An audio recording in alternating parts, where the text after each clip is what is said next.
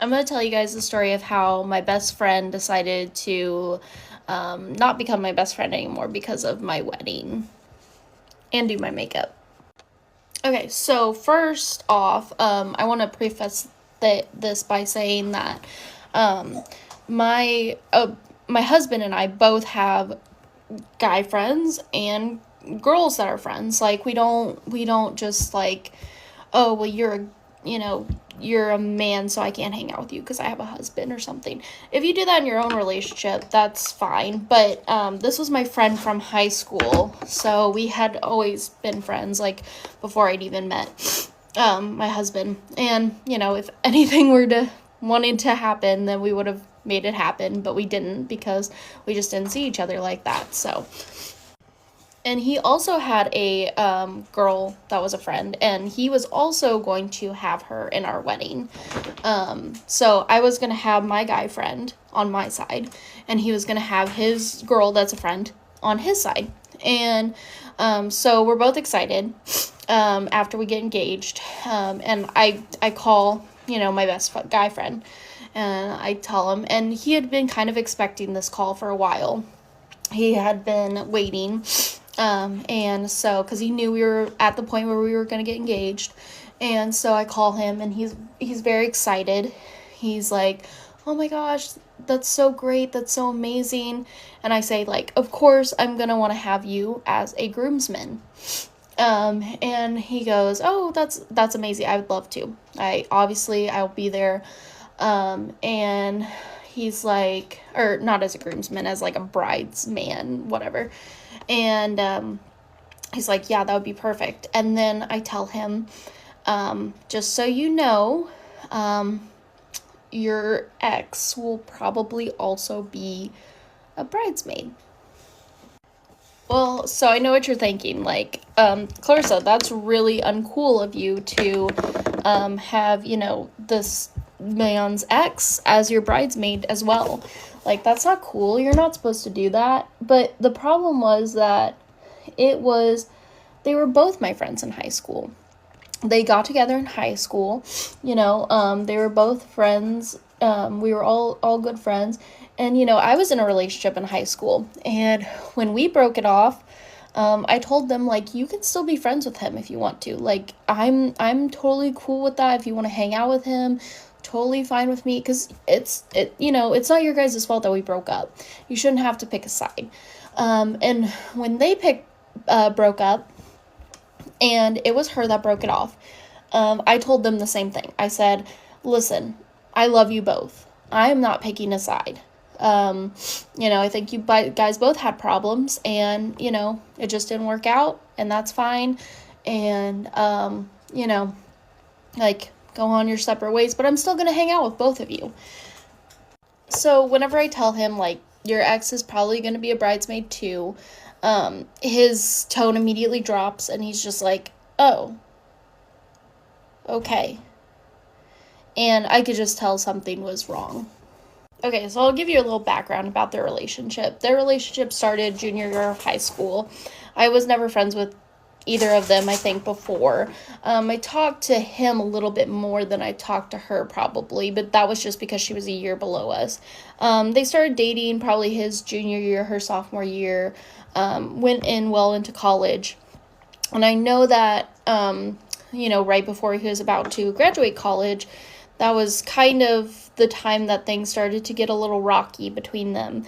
They had moved in together into an apartment, and they started having different ideas of who should do what, and things that I think a lot of people face whenever they move in together with somebody. Sometimes you guys blend perfectly. I think my husband and I, when we moved in together, we blended perfectly, and I think some people living together really shows them that this isn't going to work out. So that was what happened with them. They moved in together, couldn't agree on what roles who played, and then that's when things started to get icy. He was still going to propose to her, though. He was about to go out, find a ring, buy it for her, when she broke it off with him. And I think that really set him over the edge. And he ended up moving far away from here, like far states away, and for a job.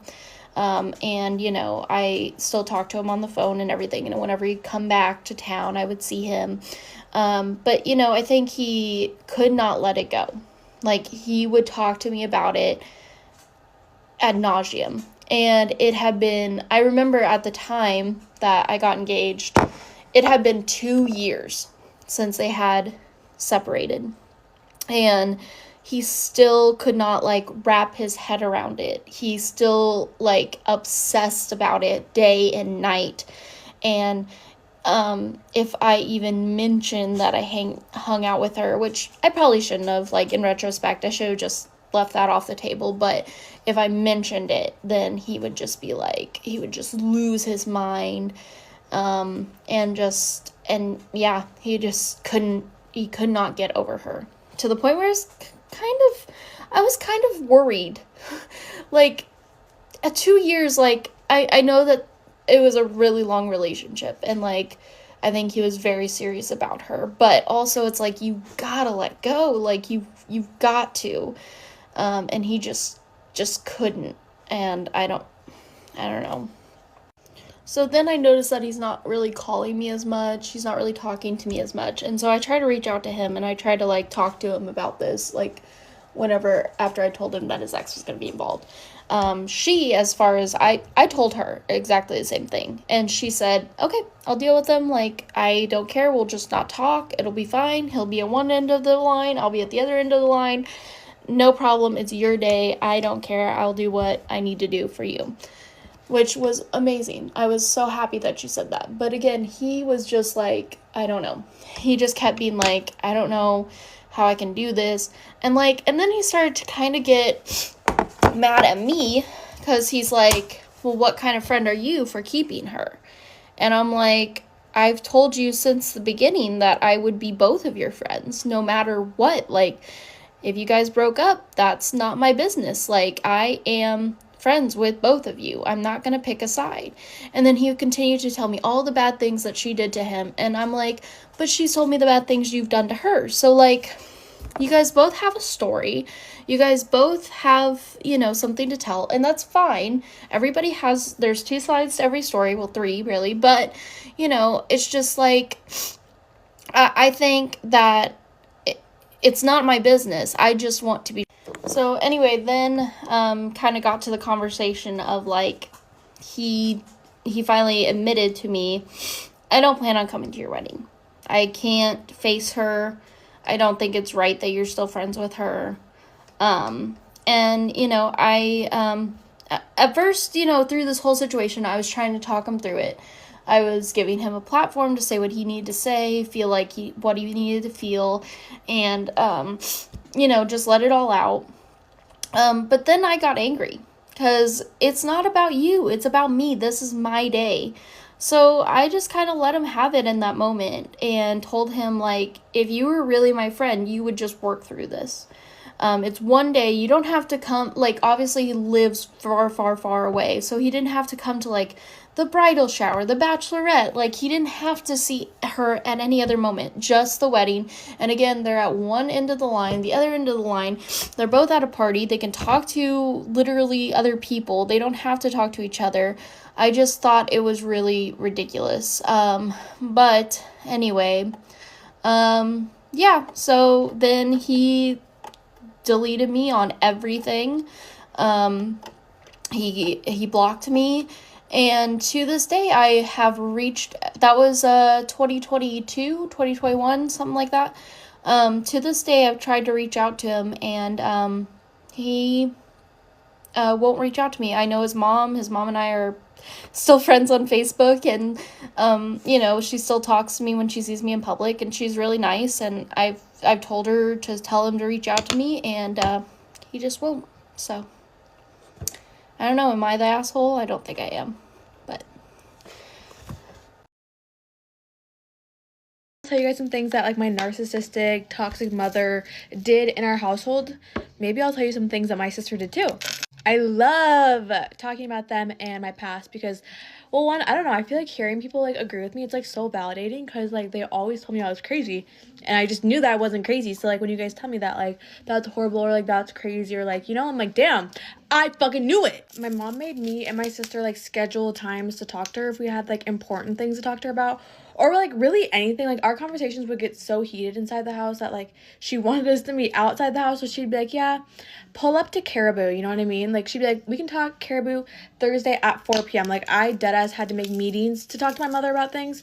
That was kind of like iffy, but like I understand that like any one of our arguments turned it into like, or like one of our conversations turned into arguments, but still like it was so inconvenient. I was like, bitch, we live in the same house. Like, why do I have to drive out of my way and meet you somewhere that's like out of my way? Like we could dead ass leave the house at the same exact time and we'd be going to the same exact location.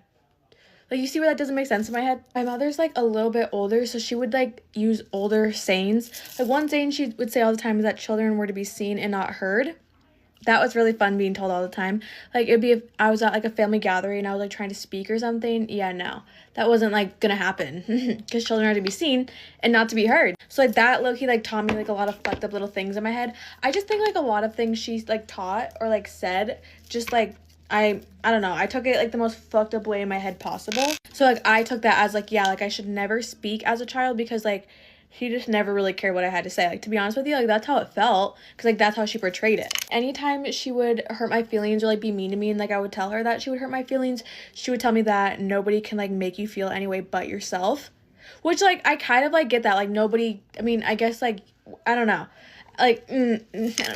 I kind of get that. Like I get that like nobody, I guess, can like make you feel those ways, but like the things she was saying would make me feel those ways. So I was kind of like confuzzled there. I was like, what are you talking about, girl? Like I don't understand. Like that was like so invalidating to be told all the time. Like when I would tell her anybody would upset me or anything, she would just kind of tell me that nobody can make me feel those ways except myself. So I was like, great, so it's me, it's my fault. The other one is she would shit talk me and my sister to each other. Like, okay, me and my sister never got along. Like we never ever got along. Maybe like sometimes we would bond over the fact that like my mom was crazy, but like, we just like dead ass never got along. So she could like kind of tell us like whatever she wanted to about the other one, and it's not like we'd like immediately like defend the other one or like tell the other one or like anything, you know what I mean? So she knew that we didn't like each other, and so she would like shit talk us to the other one. So she would like talk shit about me to my sister and talk shit about my sister to me, and it was like so irritating because it was like, what the fuck? Like she would seem like she was on my side, and then like the whole time she would go tell my sister some fucked up shit about me. She would tell me some fucked up shit about my sister and then go be her bestie. But like at the end of the day, no matter how close I felt like with my mom, it was always my mom and my sister. Like I don't know how to describe it. I don't know why their dynamic was like that. Like I don't really understand it, but it was always just like my mom and my sister. Oh my god, look at my cute hair breakage. I love that. If any of you guys have tips on how to fix hair breakage, let me know. Like I'm not even dyeing my hair. I like don't even like really use heat on my hair either, so I don't know why it's breaking. Like I try not to use heat for this exact reason. I don't know. You guys like obviously will never understand the extent of how much she shit talked us, but I swear like she did so much. Like we had a CPS case open for a little bit because my sister was like a little psycho. I don't even remember exactly why it got opened, but I just know she was like a little psycho, and she would like tell me that she like wanted her to be taken out of the house, but like then they would still be like besties. So I was like so confused. Like she would talk all this shit about her and then like go be her the bestie the next day and then be like, fuck you, Sam. Okay, she wouldn't actually say that, but that's like kind of how it was. She would also like never take accountability for anything ever. If I ever told her that any situation like went down a certain way, if it didn't go down exactly in her head the way like, or like if I wasn't describing how it went down exactly in her head, I was a liar. And she would literally call me a liar and like literally shame me like over and over and over, calling me a liar. And I was like, bitch, I'm not lying. Like I promise you I'm not lying. And no matter how many times I would like try to tell her over and over and over, like this is literally how it went down, she would just never give a fuck ever. Oh my god, I'm gonna get re-mad. Like she just dead ass never gave a fuck. And I don't know if it's because she genuinely like never saw what she was doing or just like anything. Like I don't understand. My sister at some point got this crazy ass German Shepherd. Like he was literally psychotic. Like he attacked the fuck out of me. He would attack my mom. He attacked like one of my friends one time, like genuinely like ripped the fuck out of her pants. Like she was bleeding. Like it was horrible. He's attacked me so many times. Like I had to kick him in the head to get rid of me, like, or to get rid of him. Like he would just chase me down and like attack me, and like wasn't like a playful attack. Like it was genuinely an attack. I'm just trying to give you like kind of a backstory of the dog, but like he was a very reactive, aggressive, like dead ass aggressive dog. And like there would be these times that like I would come out of my room. I remember one time specifically I came out of my room and my bedroom was right here and the bathroom was like right here. Like it's a little hallway in between, maybe 10, not even 10 feet, 5 feet when you open my bedroom door to the bathroom door. He attacked me. Like me walking from my bedroom to my bathroom, he attacked me. And then my mom proceeded to yell at me and say it was my fault because I left my room. After we got this dog, like, I was like low-key to kind of just banished to my room. It was really fun. Like, couldn't leave my room at certain times. I couldn't come home at certain times. Like, I had to make sure this dog was away. Like, it was really horrendous. Like, my mom didn't give a fuck. Like, I was like, Mom, like, this dog is literally attacking me. Like, I'm crying, I'm being dragged across the floor. Like, please get rid of the dog. Like, it's like a danger at this point. And she just didn't give a fuck. She was like, no, it's for your sister, it's for your sister, it's for your sister. Like, what about my life? Like, when I tell you, guys, I was being attacked. Like, I was dead ass being attacked, and he's like a big ass fucking German Shepherd. He wasn't like a tiny little dog. Like, he was a big, like, full grown at that point German Shepherd. Honestly, I think the most hurtful thing about the dog, the last thing about the dog, okay, I just think the most hurtful thing was just that my mom never defended me, and she never stood up for me, and she never like protected me. And that's like a big reoccurring theme in our household, is that she never protected me. I never felt protected, because even when my sister would crash out and like my sister would become really like, my mom would never protect me. It was always me, and it was always on me. Like, it was never like, she never took any steps to like protect me as her child, and that's what like really hurt the most. Like, no matter how many times I tell her that, she's never gonna see that. Like, she does not see that. Like, ugh, I just don't know how I would get that through her. My mom definitely has her issues like within herself. I've always known that growing up, but for some reason, I don't know why she's never been able to tell me that she loves me. I mean, like, obviously she says it sometimes, but like majority of the time growing up, like if I ever did anything, like she would just be like, good night. You know what I mean? Or like I'd be like, good night. Like, I would text her good night, I love you, and she would just send me a heart back. Like, she would never say like, I love you back. Like, it was just kind of like so nonchalant. Like, it was not a hugging family. We were such like a distant ass family. I think that's all the shit I'm gonna talk for right now. But don't you worry, I'll be back soon. I low-key have to go do homework. I don't really want to go do that, but like, I probably should. More of a story time on why I don't fuck with my adoptive family. I'm calling my sister Penelope. A lot of you guys are like, oh, like you guys like will grow up and like you'll reconnect, like you'll want to talk. No. Me and Penelope, we're not going to talk. I think the only reason we would talk is if we're like genuinely like probably like thrown down. Like, that's the only time we would talk. But my sister would literally like always terrorize our house. Like, at least like 3 times a week, she would like break a dish, break a plate, break a chair, like break anything. There was this one time my mom would always make her dinner. Also, my mom would never make me dinner. Like, that was like an issue with it. It's like, growing up she would make us dinners, but then like when I was like 10 or something, she like stopped.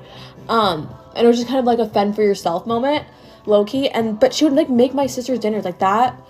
Well, that's what would piss me off, is that she would like constantly make my sister's dinner, and then my sister dinner, and it was just like, what the fuck, what about me? But anyway, there was this one night that she made my sister dinner, and my sister decided that my mom made it with white rice instead of brown rice, and threw the plate at her head, at my mother's head. And I'm pretty sure like my mom like remade it with the correct rice.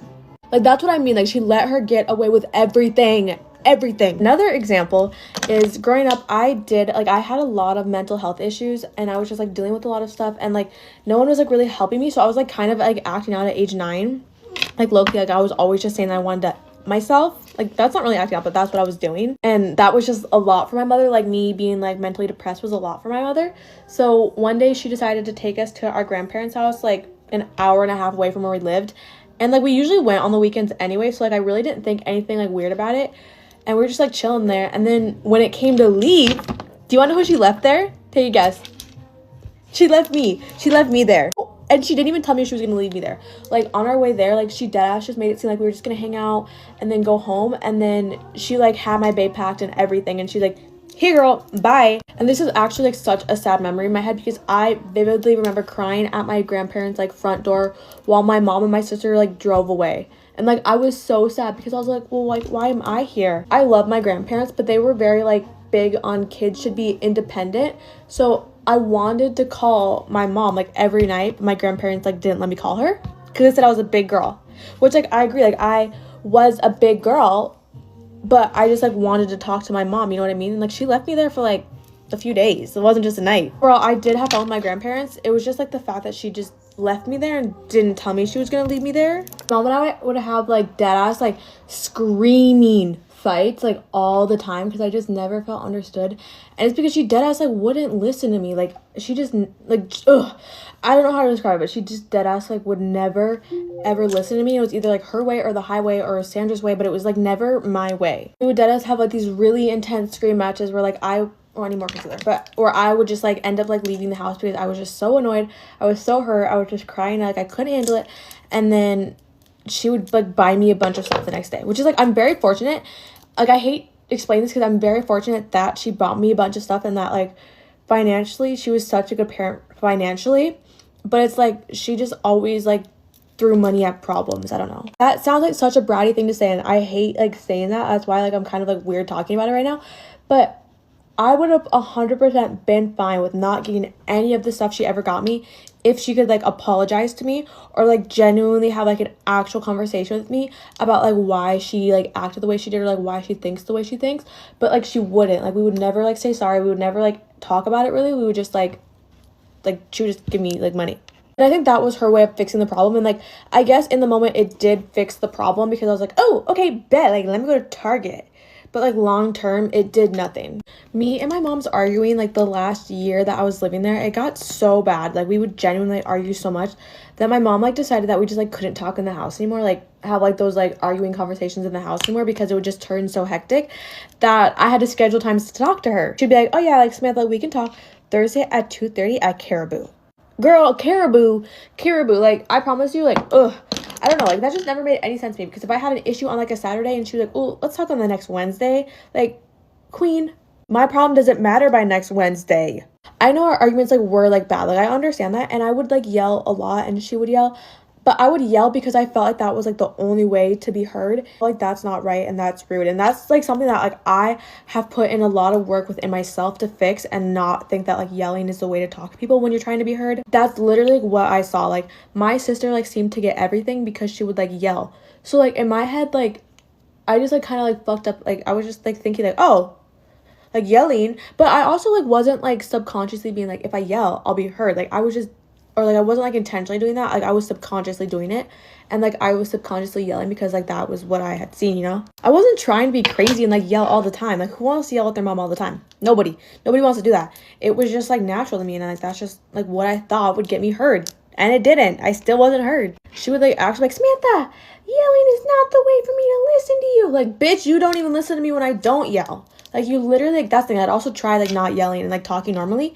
and like ugh. Because either way she just wouldn't listen to me, so I don't like know why she was like, yelling's not the option. Like bitch, actually dealt with hella people from this video saying that I should have been. Also, my mom, like when we like talked, she told me that she like was waiting for this day. Like she like expected me to reach out. Like she wasn't thinking that I was like never gonna reach out. Like she dead ass told me that she thought I was gonna reach out and she knew this day would come. She expected me to reach out one day. Like she was waiting for it. Like not actually, she probably didn't like actually really want me to, and she probably wanted me to reach out to her rather than her family, but I couldn't find her. And you guys also act like her world has been like turned into shambles and it's just upside down, like it's just the end of the world. And it's like dead ass not. She doesn't even like interact with any of my family anyway. Like they don't interact with her, she doesn't interact with them. Like they've tried inviting her places, like even before they knew that I existed. Like they try with her and she like doesn't give a fuck about them. Like I don't know. I just think people saying, I'm not saying like this comment is saying this, but like I've seen other comments where they're like dead ass saying that like, ooh, like she should have been like, ooh, I would have like myself if my kid was like being like that. Like what, like one of the comments was like, ooh, like I would have her, like, or like bet she wishes her now, like ooh. Yeah, like maybe she could have like me, but she just didn't want to. Like I don't know, like I don't know, like I'm fine. Like I am glad that she didn't and that I got adopted. I'm like over here living my best life, but I don't know why you guys are so pressed saying I should have been. Story time on why me and my adopted family don't get along. I low-key feel like it's more than just like one story time, but like I'll kind of just give you like the rundown and then like we can answer questions from there. So for the backstory, my mom was a single mom and she adopted me and another girl from Guatemala. I don't like want to name drop her, so we'll call her Penelope. She adopted me and Penelope from Guatemala.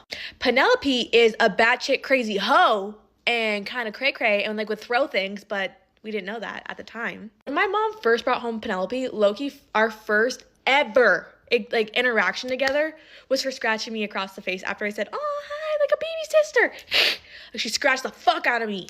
And everybody told my mom that Penelope had like anger issues in foster care in Guatemala, but she didn't listen. Also, I'm not trying to like bash my sister. I completely understand she has like mental issues. Like it's hard. Like I understand. That doesn't change the fact that like she literally abused me in my childhood. My whole entire life, like I felt like my mom would always just pick Penelope And she like deadass would, like, Penelope would like start, and it feels so weird saying Penelope because like I know that's not her name, but she would like start arguments with me, and like I would say some mean ass shit back because I was like defending myself, or like I would slap a hoe back, or I would do something, and it would always be on me.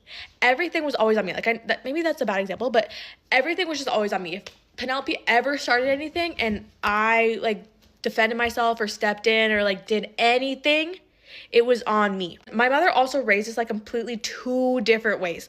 Like I wasn't allowed to get away with anything, and Penelope could get away with everything. Like deadass, I could not get away with anything. I one time had Snapchat and she found it, and I got my phone taken away for a year. You know who had Snapchat and Instagram and got nothing taken away?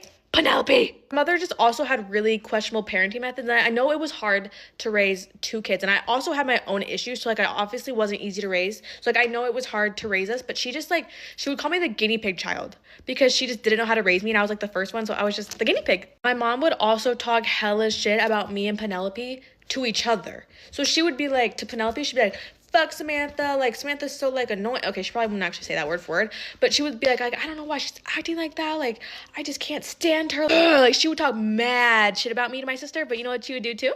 She would talk mad shit about my sister to me, and she'd be like, oh, I just hate her, like I want her getting like taken out of the house, like because like low-key like we had a CPS case open for a little bit, but so I don't know, but it was like from Penelope, so like she was like, I just like want her taken out, like the problems would be solved, like I don't know, she would just talk hella shit about both of us to each other. So it's like kind of like, not like she was making us like hate each other, but she was like making it seem to like each other that we were the favorite. So like to me, she would make it seem like she was always on my side, and to Penelope, she was always making it seem like she was on Penelope's side, but like the whole time she was on Penelope's side. Like there would be times where Penelope would literally like trash our house, like I'm talking trash, like she would break chairs, she would break dishes, she would break literal front doors, and the cops would show up, and you know who would have to leave the house? It would be me. My mom would literally like kick me out of the house and like send me away. And like maybe she was doing it to try to protect me. Like I understand that. But I was like literally just take her. Like this is my house. Like I was just trying to lay in bed and watch Netflix. Fuck. I'm getting mad. You could just tell that my mom had favorites and I wasn't the favorite. My mother was just also really mean to me, and she was very invalidating about everything growing up, and anytime anyone like did anything like to hurt my feelings, she would tell me that like no one can make me feel that way, like I'm just making myself feel that way, and I'm just like kind of like a crybaby, and just that like crying like wasn't a thing, and that like emotions kind of like weren't a thing, and like emotions actually weren't a thing growing up in my house. We didn't cry, like emotions were never acknowledged, like recognized, like anything validated, like nothing, like emotions, none. Like growing up, I like deadass was like an emotionless zombie, and I just like didn't like know when to cry or like have emotions, and it was like really hard. Now I'm in therapy and I'm thriving. I've been telling my mom since I was in second grade that I couldn't wait to go to college so I could move out, and she took that so seriously because when I moved out, which was like literally right after I graduated, like I graduated and I was like, bye hoes, I'm out of here, and I moved 2 hours away. And after that, like I have really hard times adjusting to things. Like if I get a new pair of shoes, I won't even wear them right away because it's just new. Like I can't handle new things. I can't handle change. I could never change my bed around in my room because I couldn't sleep if I moved my bed. Like I can't handle change, okay? And so me moving from the house that I lived in, like from 1 to 18, like me moving 2 hours away from that house was such a big change for me. Like I was like tweaking, I was geeking, like I didn't know how to handle it. So I would drive home like on the weekends or college, and that just didn't fly with her. Like if you graduate and you move out, like you're gone, like bye. She also was like really pushy on me for moving out, but yeah, I would just come home and visit, and after a while like that kind of became like a problem, and like I wasn't really welcome there anymore. So I was like, you know what, fuck you, I don't even want to come back, and I haven't. So yeah, that's basically it. I'm definitely gonna go like more in depth. This was just like a really short rundown because everybody's on my dick right now to tell you guys why me and my adopted family didn't get along, and that's why. It's just those two, and it was me. That's like the best way to describe it growing up. Those two, me, my whole life. Even to this day, like my sister still lives at home. And you know who like got pushed out of the nest? Me, because you have to move out when you're 18. Guess not. My ex-boyfriend made a fake account on TikTok to leave a bunch of hate comments lying about me. We're back, okay? So a little bit of background information. My ex-boyfriend left me for my best friend from my old school. And a few days ago, I posted a TikTok about it. I really did not expect it to get like the attention that it did. Anyway, it got around 40,000 likes, and a lot of people were asking for his username. At first, I was like, no, I'm not going to drop it just because like, I don't want him to get hate. Like, I just kind of wanted to share my story because I was really hurt and I wanted like advice. And I guess someone had gone through like some of my really, really old TikToks, my main account where I'd like tagged him in reposts and stuff. And you know. And I guess they had found him and his new username. So somebody put his username in first, and then I was like, well, the people already have it. And I did kind of drop it. I mean, the account does not include his name at all, so, or really anything about him. So anyway, after his username had kind of been found out, whatever, he was getting a lot of hate comments on his TikTok page. Do I feel bad about that? No, because he had no problem making jokes to his friends about what he did to me. He had no problem reposting and talking horrible things about me to people. And honestly, if you don't want repercussion for the bad things that you do, don't do bad things. Anyway, a lot of the comments, most of them were not targeted towards his physical appearance, more just kind of like, you're a bad person for what you did. Anyway, so today I come home from school and, you know, hang out, whatever. And I'm scrolling through my own TikToks because I don't know why, when I click through like my TikTok notifications of comments, they don't load. So I just go through my videos that I posted like today, one by one, and I look and reply to comments. So I was doing that, and every single one of my videos had like a hidden folded comment, and it was some stupid tongue her profile picture, and the username was rich in Chrome. It had 0 following, 0 followers, so I knew that this was a bot. Now, my first reaction was that this is my first ex-boyfriend because he has been calling me recently, and I did post a TikTok about that, and I figured maybe he's upset, you know, whatever. So I figured it was him. But then I was looking through more videos, and this random account, who could it be, kept bringing up the same situation. So I was like, huh. So a little bit of backstory. When I met my my ex-boyfriend, him and I had been like talking for around 2-ish weeks, and I basically like texted his friend on Snapchat for maybe like 2 hours, and his friend basically invited himself over to my house, and I said yes with the intention of canceling on him just because, you know, I got a bad vibe from him. And at the time when I was talking to my ex-boyfriend, he kind of made it seem like he didn't like me at all or didn't want a relationship. So I thought he didn't like me. So I really was like, oh, okay, like, yeah, I'll text his... They weren't close friends. Anyways, I'll own up to that. I'll admit it. And around a month and a half later, him and I actually started dating. Because he texted me, he was like, are you actually planning on hanging out with him? And I was like, well, no. I mean, I said I would, but, like, I didn't mean it. And we kind of, like, confessed, like, yeah, I like you too, whatever. And that's what got us to, like, officially start talking. So we started dating a month and a half later. And that's all there is to it. So all of a sudden, now that he's being called out for cheating, now all of a sudden I'm a cheater. And a situation that happened almost 2 months before we started dating is cheating. So he thinks what he did wasn't cheating, I'm pretty sure. Or maybe that's just how he wants to portray himself. But leaving someone with the intention of dating someone else, their friend, is wrong. Micro cheating. And, like, he had told me, like, during our breakup, he would tell me that he loved me. Like, I would tell him that I loved him. Like, whatever. I told him I thought he was my soulmate and I want us to end up together, like, no matter what. And because I didn't know what I knew now. And he would tell me the same thing. Okay, guys, we're not getting emotional in this TikTok. I've done that before and it's embarrassing. So leaving someone, breaking up with someone and telling them, you know, you still love them and you still want to get back together with them while actively talking to another girl that you had left her for is cheating. It's wrong. Textbook definition of cheating? No, it's not. But in my book, that is. And I think you could ask any other female on this planet and she would agree.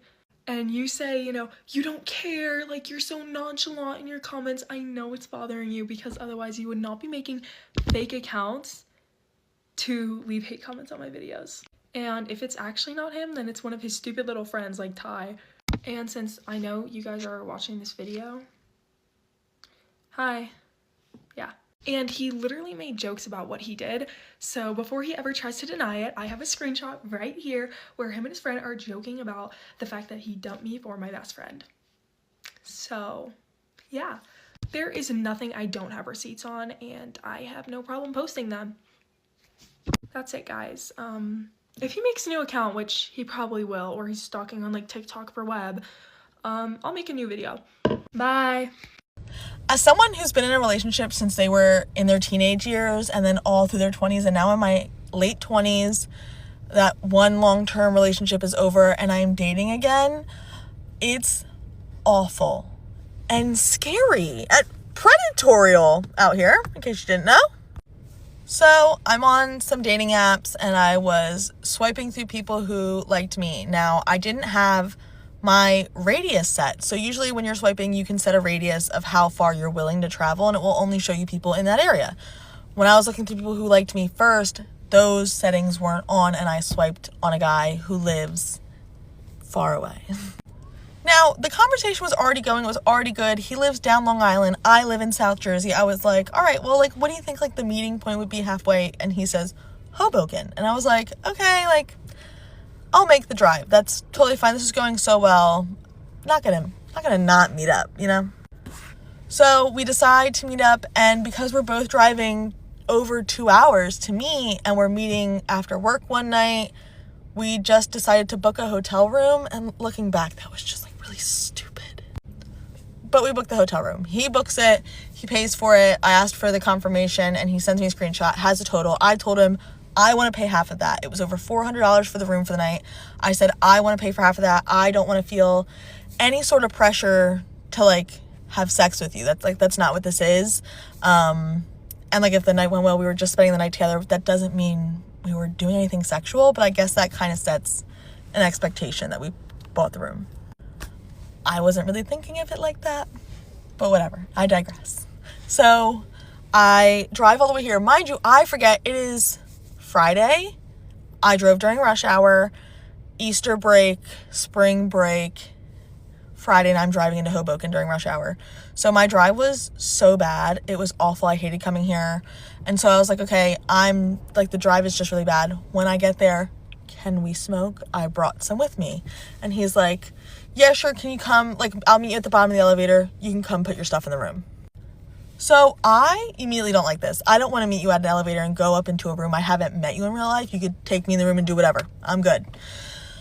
But I'm just so annoyed. I got my car valeted and I had my bag and I just went up to the room with him, dropped my stuff, and he was like trying to sit down and then was like all over me in the elevator, all over me in the room. He also looks very different than he does in his photos. So I was really annoyed because, like, why? So he's weird. He's trying to make out with me, like trying to kiss me, and it's just weird. And I hate it. I'm like, can we just go? Can we just go smoke, please? And he's like, yeah. So we come down, we're on the water, looking at the city skyline, smoking. Totally fine. And then we sit down and I'm leading everything. He's not really talking. He's not really asking any questions. I'm doing everything. And the things he does say were just like, they were just weird. Just completely different guy than like the guy I have been talking to for days. So that was just like really disappointing. And he's like touchy-feely like while we're sitting there, and I just don't like it. It's huge ick. And he's talking about his ankle, like his ankle hurts or whatever, and he needs to elevate. And I was like, okay, like, he had tried going back to the room right after we smoked, and I was like, no. He also, before all this, told me that he was planning something and planned nothing, and was like, we can like order food to like the room or like order room service. No, like the date wasn't supposed to be based around the room. I made it really clear, like, I wasn't coming to hook up. Like, that's not what this is. I'm not interested in that. So, like, I don't know. I'm so confused where the disconnect was.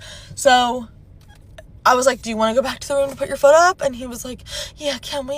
And I was like, okay. So we walk back up to the room and he's sitting there and I'm just like, he's just trying to get close to me. I'm sitting like in the window trying to get away from him, just getting uncomfy. Like earlier he had tried going back up to the room really early because he said he had cotton mouth and wanted a drink. And I was like, oh, like there's an ice cream truck right there. I can just go run grab your water real quick? And he was like, no. We get back to the room and I'm like, here, I brought Gatorade. You want a Gatorade? You want an apple juice? I brought the stuff. And he was like, no, I'm fine. Weird, because you wanted to come back to the room early. So everything's just weird. And then I'm sitting there, we're talking, and he's scooting closer, and he's touching up my leg, and he's, like, trying to kiss me. And so he fully goes to, like, put his tongue in my mouth. And I was just like, you know, can I tell you something? And he's like, what's up?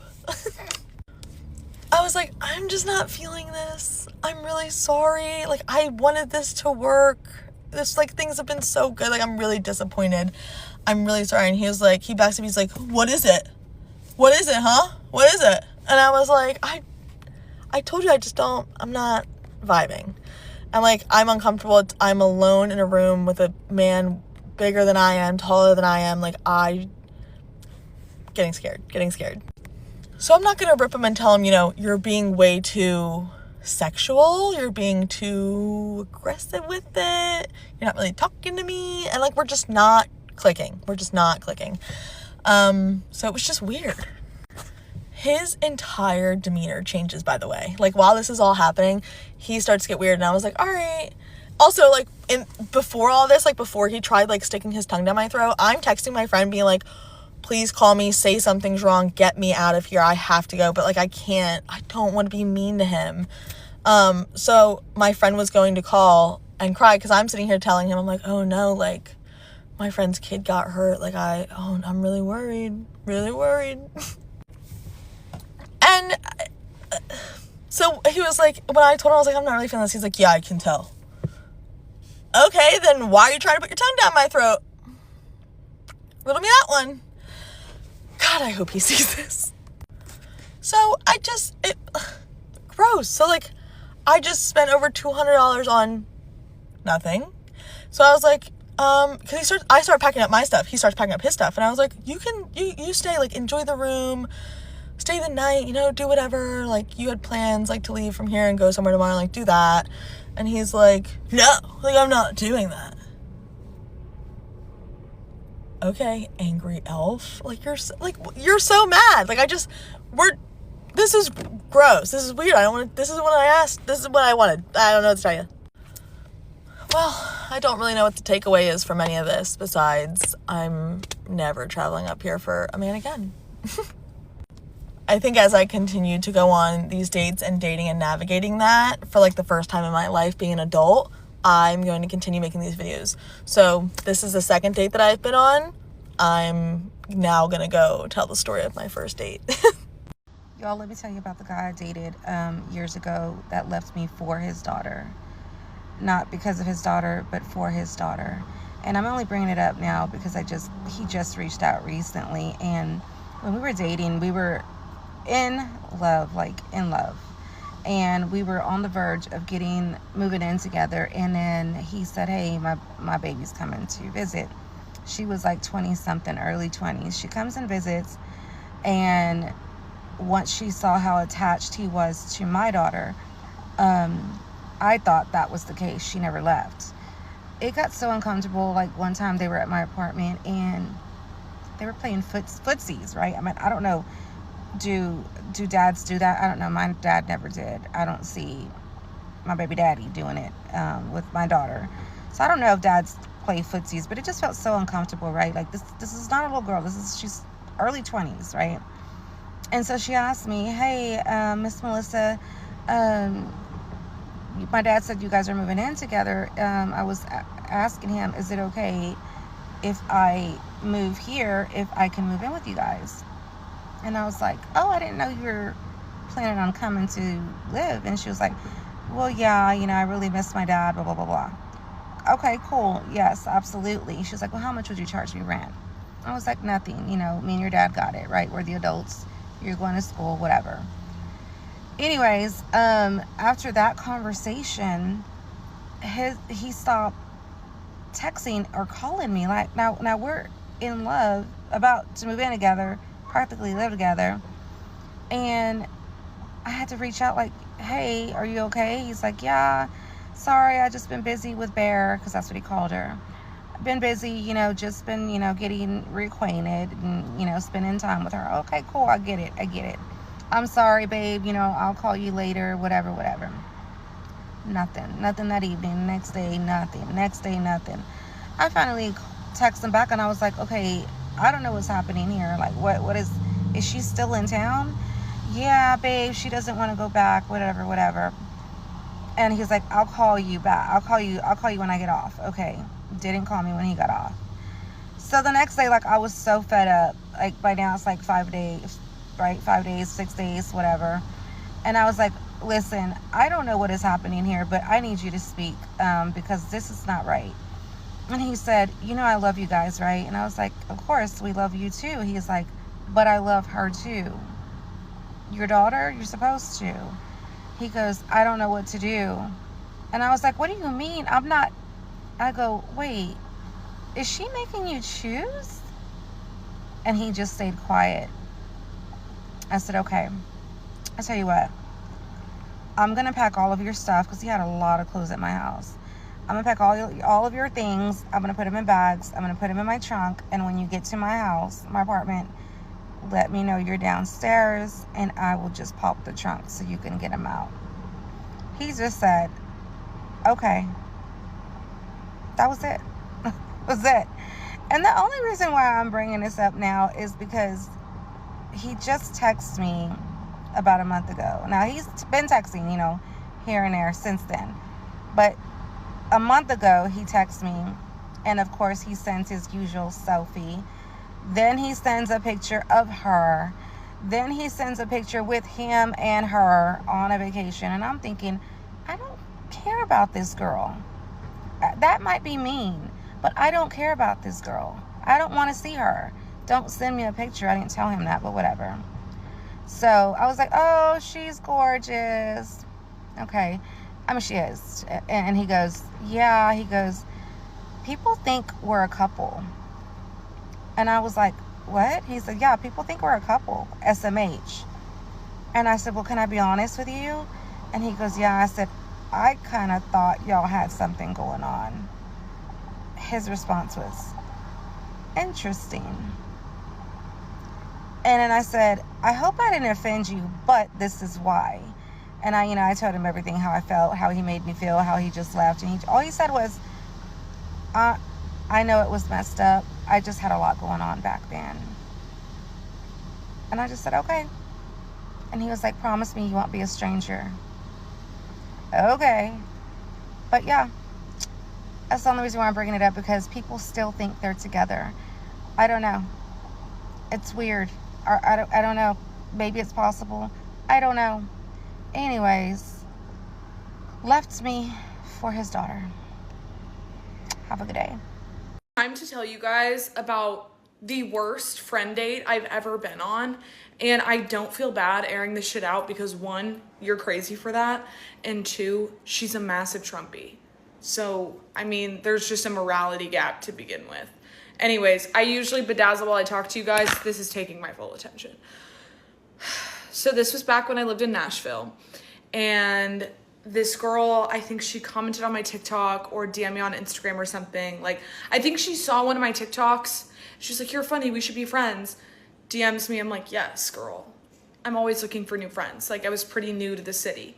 And I was like, okay. So we start texting and we're like supposed to meet up like a couple days later. And we start texting and she's like, I'm like, I don't know, we're talking about, oh, are you dating anyone? And I was like, yeah, I'm dating someone, like we've been together, you know, some months now, whatever. She's like, oh, let me see a pic. Totally normal. I send her a picture and she's like, oh my God, he's so hot. And like, I am really not a jealous person. And I also love when people think that my man is attractive because I'm like, great, I don't want to be alone on this. Like, I think he looks great, but I think it's a compliment when someone thinks your significant other is also attractive. So like, I was flattered by it. It didn't bother me. And she's talking about how, you know, she's not dating anyone. Like,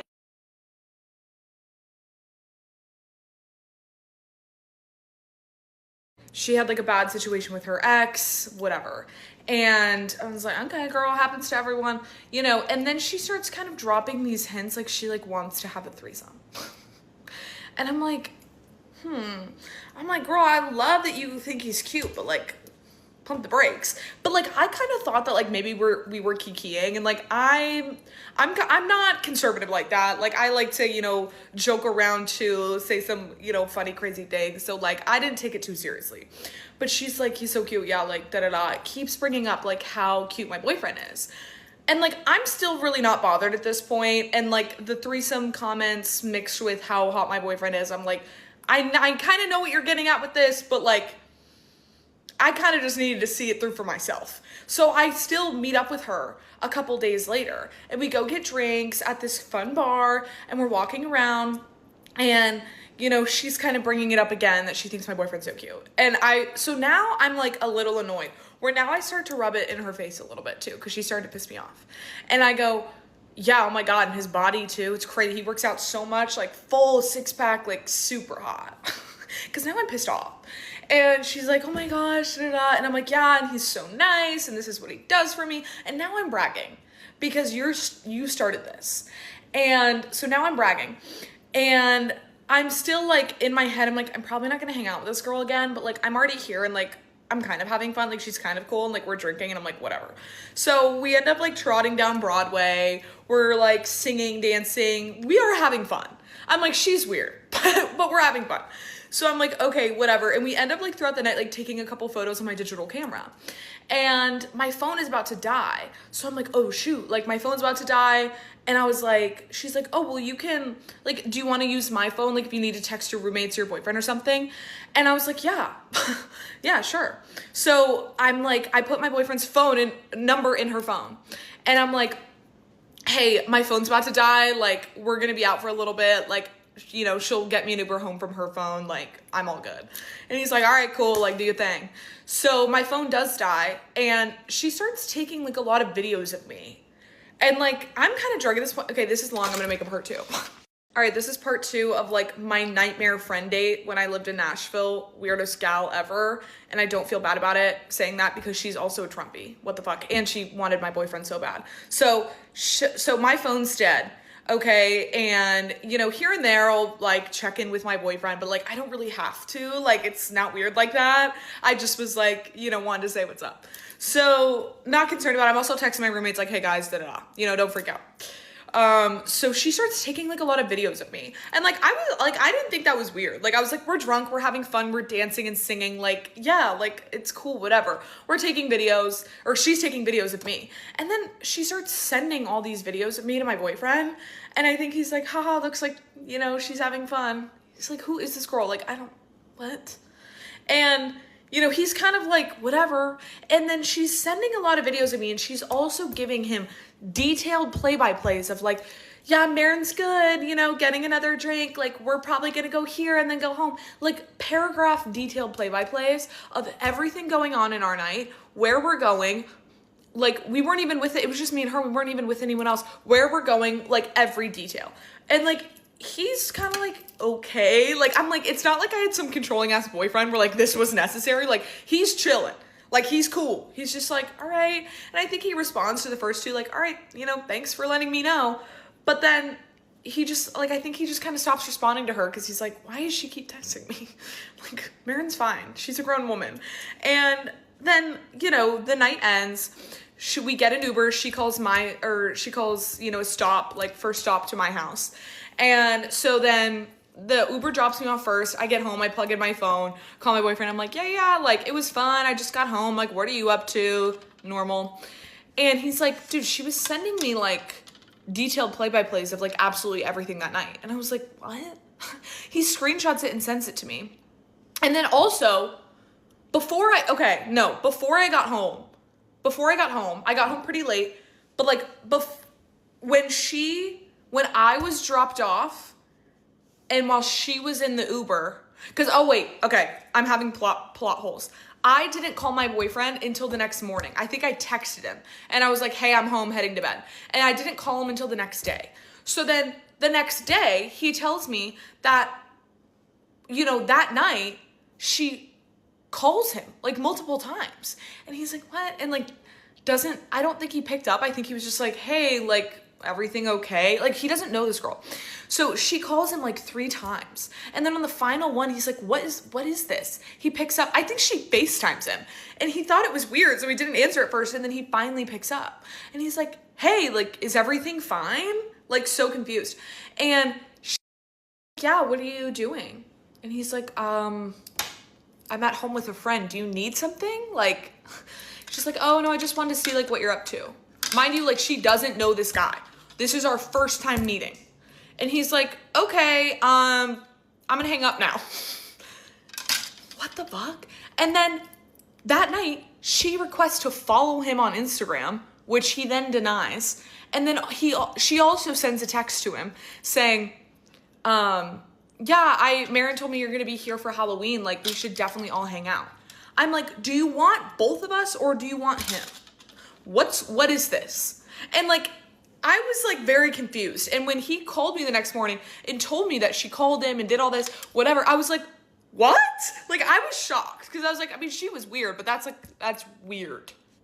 And then he's like, yeah, I'll send you the screenshots. Sends me the screenshots of like the text from her, the follow, the multiple calls back to back. And they said like, you know, red, like he declined it, like a red thing.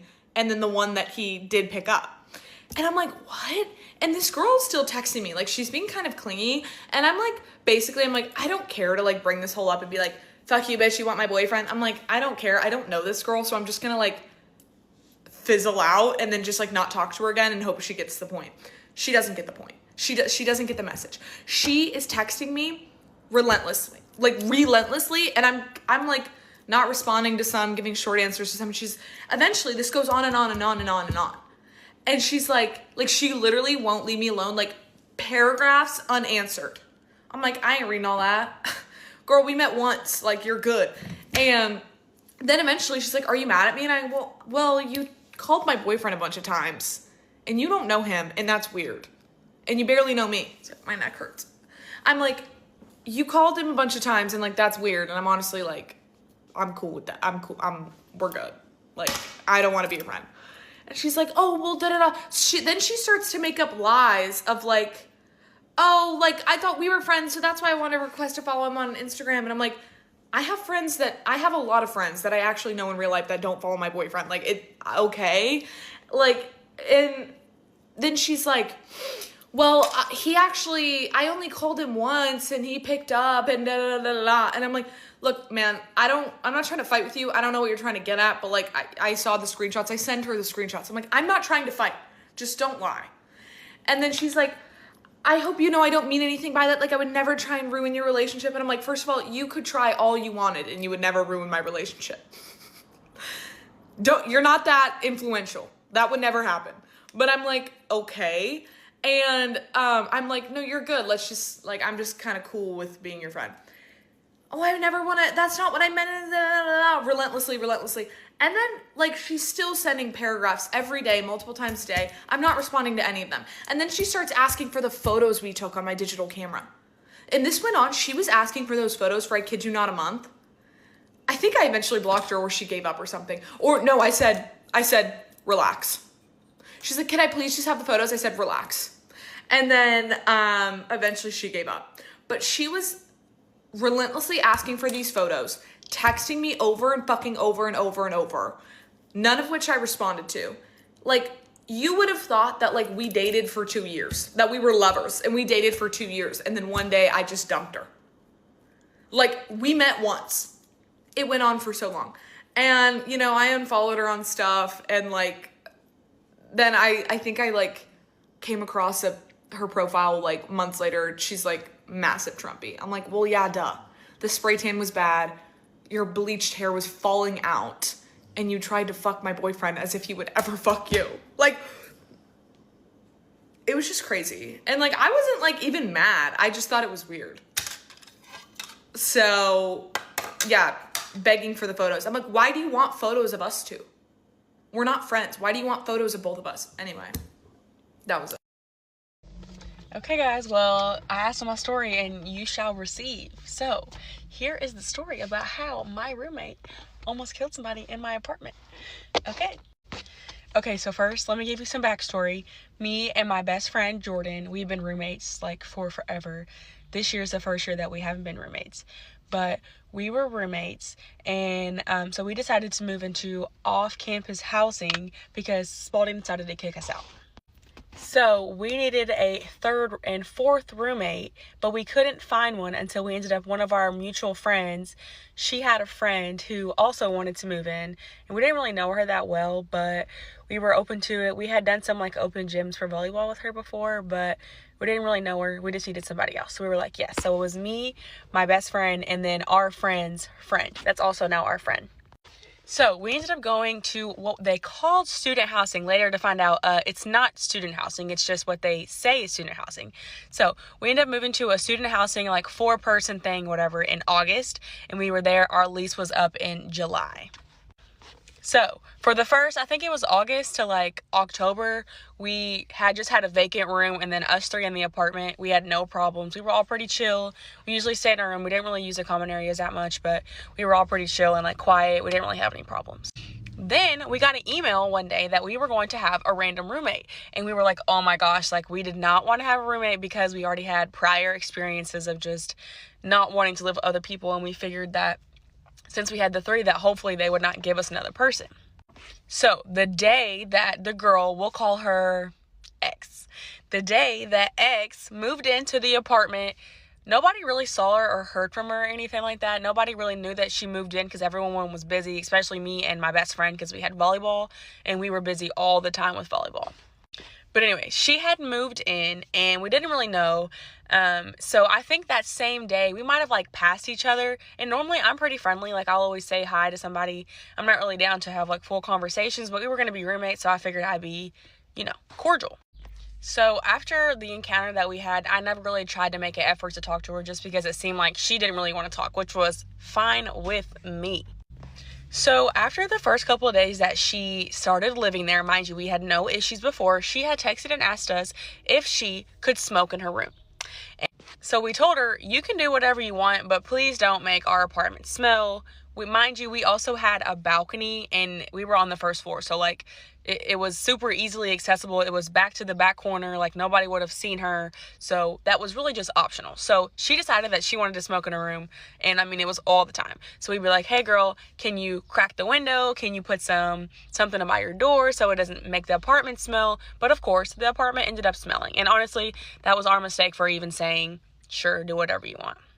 I mean, a week or two would go by, the apartment like reeked so bad. And that is not a smell that you want to just have in your apartment, especially if you are an athlete. Oh no, Taryn is not going for that, honey. So besides the smoking, because this is a very long story, there were also so many issues of being so disgustingly dirty. I mean, common courtesy. So, of course, besides those really two main pressing issues, there really was no other issue. She really stayed in her room for the most part. She didn't really cause no other problems. Of course, that was annoying, like roommate stuff, but at this point, I'm used to that.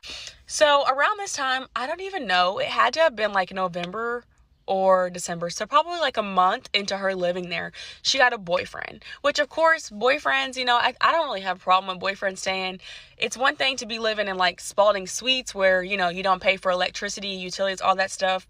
It's kind of already included. Whenever we get here, of course, we're all individually paying for our electricity, utilities that we use. So, of course, if we're adding somebody else who is staying, who's eating our food, who's showering, who's washing their clothes, that's going to be an additional bill on us. So, originally, it had not been an issue because the guy didn't bother me. Mind you, this guy, y'all, this guy is the biggest man I've ever seen in my life. I am 5'10", okay? Most men, little boys, are not very much bigger than me. 6'4" is like it's probably as tall as I've seen. So he was very intimidating. I mean, he would walk through the door and he'd have to duck because he was so freaking tall, okay? So this man had been living in our apartment for about a month. He decided he wanted to park all of his belongings in our apartment. So basically, our living room was where he wanted to set up to play his game, to play his music. Oh my gosh, I mean, music's so loud. Mind you, the doors and walls are already so thin. So, like I said, at first, the boyfriend wasn't really an issue because originally he was in her bedroom and then he'd be in the living room sometimes. And honestly, because we didn't use the living room, it didn't really bother me. But once it became an issue of him, like, leaving trash in the kitchen and the living room, I mean, he'd be taking over the place like he lived there. It's like, oh, I didn't know you paid bills here.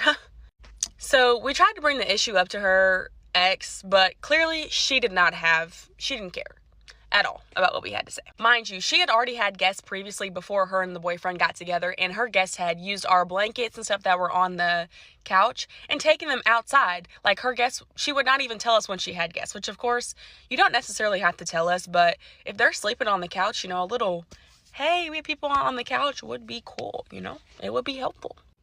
So after all this, we were really, really fed up with X because at this point, girl, you don't care about no guidelines. You don't care about like literally nobody but yourself. So it started, I think this was in January was when the real like serious issues became about. She had a dog that she was not supposed to have. And mind you, this dog is huge, just like a pit bull, and she would leave it in her bedroom for hours and hours and hours and would not take it out. So then the real issues came up when X and her boyfriend started arguing. So I don't really know why they were arguing, and I wasn't physically there for the day that the argument started, but our mutual friend that moved in with us, she said that they had gotten into some kind of argument, and basically she was like, you need to go. And so he left for the first time in who knows how long. A couple of days after he left, X wasn't there in the apartment. I was in my room. My best friend was in her room. And then our mutual friend was in her room. Our X, she was not there. So randomly, I'm in my room. And all of a sudden, I hear some noise from her room. And I'm like, that is so weird because I know that she left. She hadn't been there for a couple of days. And it turned out she had like some other issues going on. But I knew she was not there. So I'm listening and I'm like, what is going on? And so I go to my other roommate's room and my best friend's room, and I'm like, y'all, like, I know she's not here. Like, who is in her room? And so I was obviously stressing, but I'm like, whatever. I mean, maybe she has a random guest that we don't know about. So anyways, we kind of ignore it, push it away, and I go back to my room. Oh, well, what do you know? All of a sudden, I keep my door open just because I wanted to be, I'm nosy. I am. I'll just be honest. I'm very nosy. So I'm kind of standing in my room. All of a sudden, I hear her door open. Why do me and the boyfriend make eye contact? And it's like, because I know he's not supposed to be there, but I'm thinking, how did this man get in this apartment? He ain't got no keys.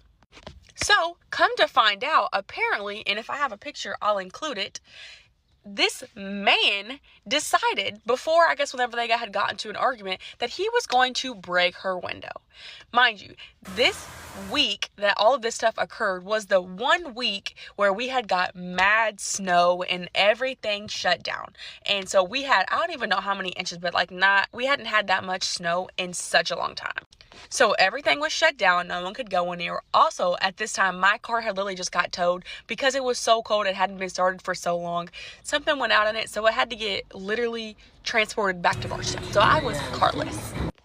So once I run to my other roommate's room and I'm like, girl, like what is going on? She tells me that apparently while me and my best friend were away at volleyball or wherever we were at, that they had gotten into that argument and he had broken her window. So we call her and we're like, hey girl, you know that your boyfriend is in the apartment? And she's like, what? What do you mean? We're like, yes, girl, we literally just seen him. She's like, oh, he's not supposed to be there. Give me a second. So she hangs up. We waited a good 5 minutes and the girl X, she never ever called us back. So we're sitting here thinking, do they have beef? Like, is he trying, like, what's about to happen? We were honestly so confused. And mind you, this entire time that we had been roommates, this girl did not talk to nobody. She did not mess with us. No. I mean, my best friend would literally go into the kitchen when she's cooking her full course meals and be like, ooh, girl, like, it smells so good. And she would look at her like, it was the funniest thing. She did not mess with her. So after waiting for a good 5 minutes, we ended up calling the police. And we told the roommate, we're like, hey girl, like, we're about to call the police. Since you're not answering us, we don't know what to do. So at this point, we were overly fed up with X because, girl, what are you doing? Oh my, like, mind blowing. It's literally mind blowing. Okay, and now I don't really know the exact timeline, but this is where the story gets juicy if it's not juicy enough. All right, y'all, new location unlocked. Now it's time for the juiciest of the juice part. So my best friend and I had decided that we were gonna go to Walmart. This was probably a couple days after this incident happened, maybe a week and a couple days before we were supposed to go back to school. It was just kind of really weird vibes that day for whatever reason. It's never really felt like that before, but even my mutual friend roommate had said that it was just really weird. So my best friend and I, we get back from Walmart and we go and we start putting all of our stuff in the kitchen. Mind you, the kitchen is here, living room is here. It's just like a big open space. While we are putting our stuff away, our roommate, the crazy one, her boyfriend, and then some random girl that we have never ever seen before were just in there kiki kaka about whatever they kiki kaka about. And just a little bit of backstory about how our apartment is set up. It's a kitchen, living room. We have a long hallway, my bedroom, X's room, best friend's room, and then our mutual friend's room. So best friend, she stayed in the room, so she was all the way in the back, kind of secluded. She always liked to stay in her room anyway.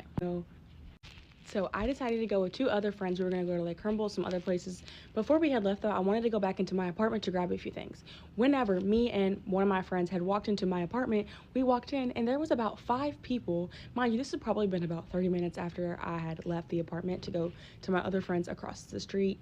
About 5 boys in shicey mess. I mean, full on masked up. And I'm like, oh, are we having a house party? Are we having a robbery?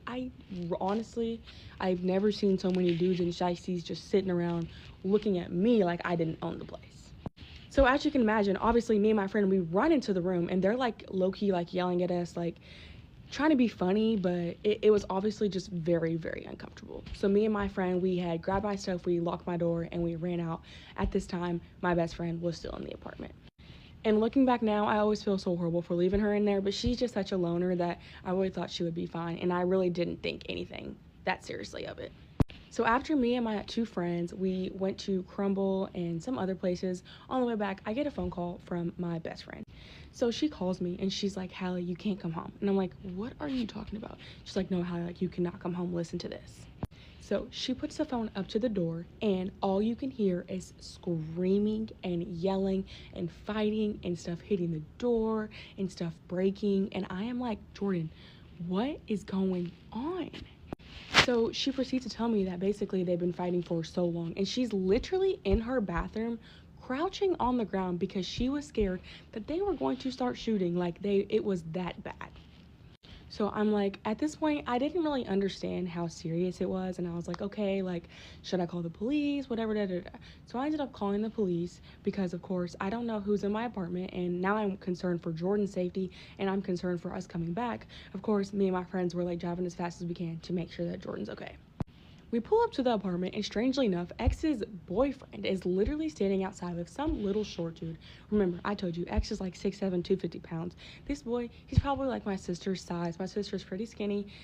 He's probably like 5'4", 5'5". He's not very tall, especially compared to X's boyfriend. So they're literally screaming and arguing, and I told my friend to drop us off, me and my other friend, at the door. We were going to run inside to go make sure Jordan was okay. At this point, the boyfriend and the 5'4" dude were literally screaming, so I'm like, run to my friend, like, we sprint as fast as we can, and we go and we get the door. We walk into my apartment. Mind you, it had just been cleaned yesterday by me, my best friend Jordan, and our mutual friend, to it being trashed. Literal knives on the table that were ours, mind you. Our table was literally sideways with no legs. Where did the legs go, you ask? I don't know. Stuff was everywhere. Walls were broken. If I can, I'll insert some pictures. So at this point, I am furious because not only have you been basically terrorizing our lives for the past 2 months, but now you've put my best friend in a very serious predicament, and you have just threatened my home, the place I'm supposed to feel comfortable in. So while we are inside calling the police again for the second time in the past like 2 weeks, my other friend that had dropped us off from the car, she had come inside and was like, this is so weird, like some boy just told me to call the police. We're like, what are you talking about? Mind you, this is the boy that we had passed walking in from getting out of the car that were screaming at each other, the 5'4" boy and the 6'7" boyfriend. And this friend proceeds to tell us that this boy was basically crying for help, saying that he needed someone to call the police because he did not have a phone. Mind you, again, it was negative degrees outside. I mean, I don't know, it was freezing. There was snow everywhere. Everything was shut down. He had on no pants, like long johns, blood everywhere on him, completely covered in blood. Not to mention, his face was like a freaking movie, literally humongous, like could not see his eye. So literally at this point, we are in complete shock about what just happened. So this boy is literally just standing in our walkway, calling for help, waiting for somebody to come help him, basically half naked at this point. He didn't even have shoes on. After the police had finally gotten there, we don't really know what truly happened, but we do know that this boy was set up in our apartment by our roommate, ex, the boyfriend, and the girl, whoever was. And so, of course, after that incident, we did not stay there because it was not safe and we did not know if they were going to come back and try to get us next. So we packed up all of our stuff, and me and my best friend, we ended up staying with my friend that drove us to Crumble, and then my mutual roommate, she went home, which she's very smart. She had good intuition about this. The next day, we went to the Front Row leasing office, and we're like, we are not staying in this apartment.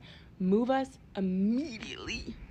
So we finally poured our hearts out to this lady, and basically she was like, yes, I have an apartment for you. I'll get it cleaned in like an hour, and you guys can get about the apartment and move. Mind you, this was like directly diagonal across from where we used to stay. And honestly, it's God's grace that I had literally called my mom that morning and was like, please come get me. I feel so unsafe and I want to go home. And so literally right after the meeting that we had with the leasing office, my mom was there to help us move in. So we literally Irish goodbye ex so quick. Mind you, this entire time that this whole situation is going on, X has not communicated to us one time.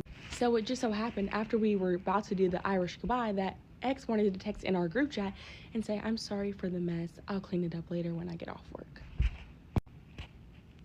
You're sorry for the mess? So yeah, y'all, we ended up moving out of that apartment. Thank the Lord. I mean, he was really watching out for us that day. Seriously. And so yeah, I have plenty more roommate stories where that comes from. So let me know if you guys want some more. Hey gorgeous! Do my makeup with me while I tell you about the worst date I've ever been on. First we need a candle. Pumpkin spice. Okay, for some context, I met this guy on Snapchat. That was obviously mistake number one. So he added me and messaged me, and he was like, hey, I think you're really cute. I'd love to take you out on a date. This was a while ago, but I honestly hope he sees it because he needs a little bit of a wake-up call. It was after my breakup, and I was just kind of dating for fun, like going on dates with different people. I said yes, but I also told him, I was like, I'm not really looking for a super serious relationship right now. Like, I just got out of a long-term relationship, and I'm kind of just dating, like, to see what I like and meet new people. But, like, if it turned into something, then, you know, we'll see where that goes. And he was like, oh. And I was like, oh. This is where it gets weird. He was like, oh, maybe we shouldn't go out then. So I was like, oh, okay. Like, I looked forward to getting to know you a little better. It was basically saying, like, I wasn't trying to make it seem like I didn't like you. I was just trying to set, like, healthy, normal expectations. And then he goes on to be like, hey, like, I'm just, like, really only looking for someone that's, like, serious about me and wants to be with me and wants to actually date me.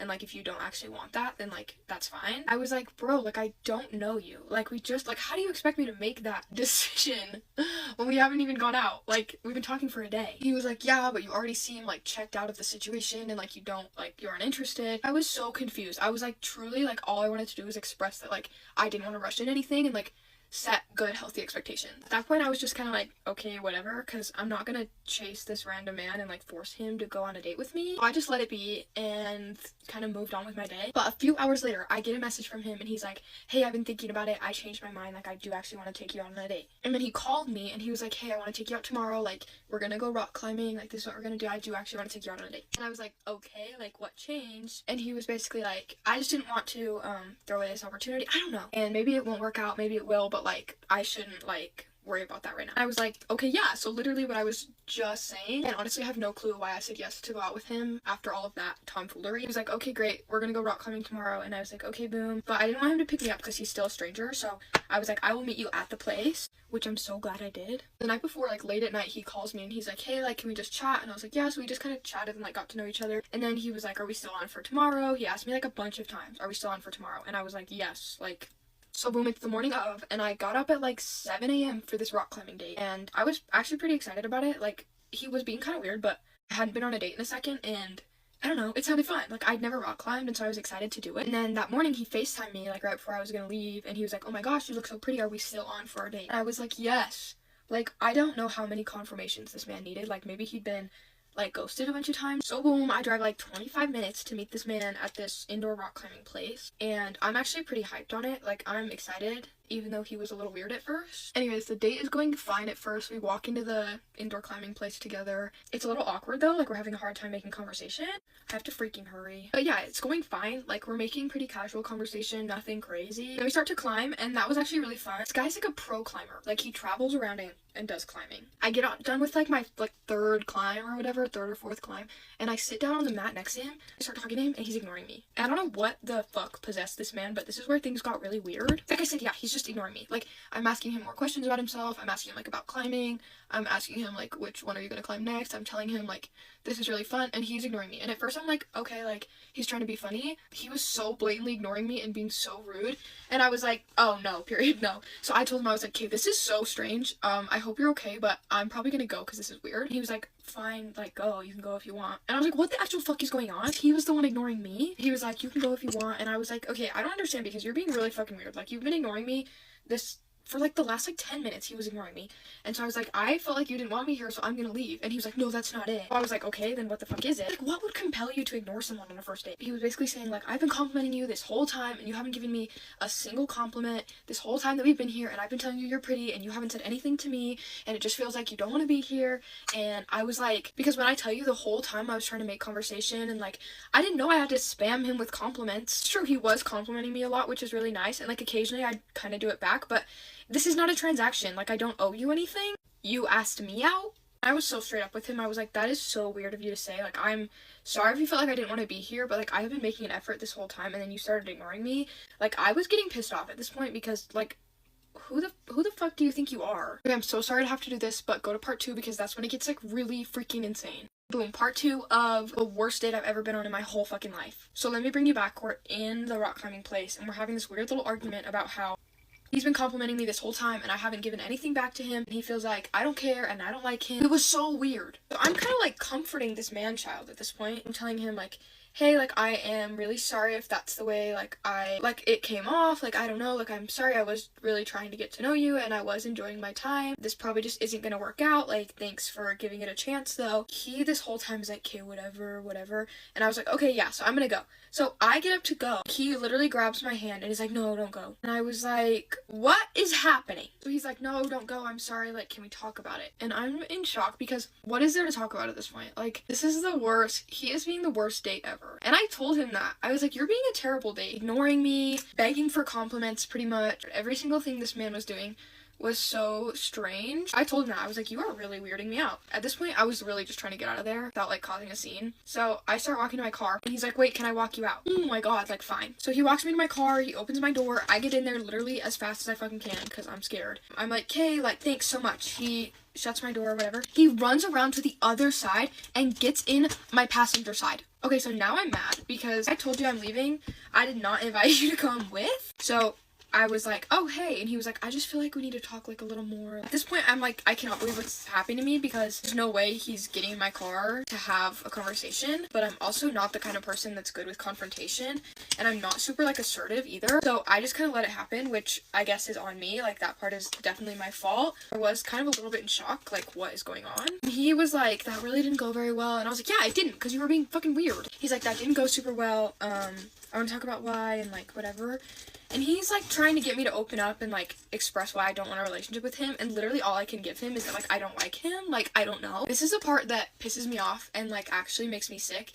This man, like as we're having this conversation, he tries to kiss me. Not once, but twice. And both times I like pushed him off and said no. He would kiss me and then I'd be like, no, thank you. And he'd do it again and I like pushed him off. I was like, no, thank you. And that made him so mad. I've never seen a man baby get this fucking pissed for no reason. He freaked out and he was calling me like the worst things. He's saying that like I'm not deserving of love and this is the reason I don't have a boyfriend anymore. Like I'm so indecisive. I don't know what I want. It was insane. Like he was pulling out every word in his little vocabulary to try to express how angry he was. I'm sitting there and I'm crying because like I cannot handle confrontation. Like I said, I'm crying and I'm like, get out of my car, like get out. And he's like, fine, I'll get out. So he gets out of my car, slams my door, flips me off. Okay. Also, to add, before he got out, he was like, unadd me on Snapchat, block my number, unadd me. And I was like, girl, you can unadd, like, why do I? So I told him, I was like, you can unadd me if you want, you can block me. And he was like, no, unadd me right now. So I opened up my phone, I unadd him and block him.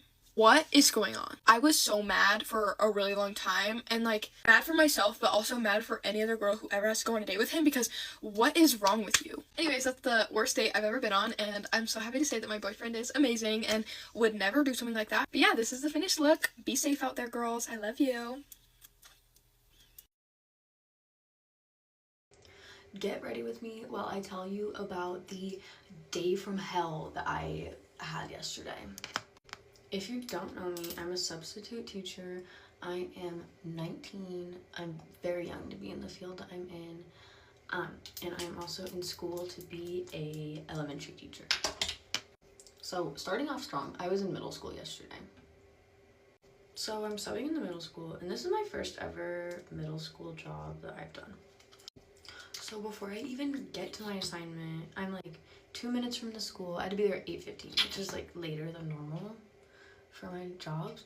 But before I even get there, I'm like 2 minutes away, I get a freaking call from the school, and I answer, and they're like, hey, are you still planning on coming in? And I'm like, yeah, I'm like 2 minutes out, like the assignment's at 8:15. And the lady on the phone is like, oh my gosh, you're right. Why are you calling me? Like, it just like rubbed me the wrong way and pissed me off. Like, I was told to be there at 8:15, so I was showing up on time, and they're like calling me, asking me where I am. It just like rubbed me the wrong way. The lady ended up being super nice though. Anyway, so after that, I had my second period, and I had to pee so bad, and I had like 2 hours left with like back-to-back students, so I knew I wasn't gonna have time to pee. But luckily, I had a para in the classroom. Wrong move. So I like go up to my para, because like you are not supposed to leave the kids alone. That's like kind of common sense. And so I like go up to the para, and I'm like, hey, are you okay in here with them for like 2 minutes while I run and use the restroom? And he's like, yeah, that's fine. So I go pee, whatever, and I come back, he's gone. My kids are just alone in the room by themselves.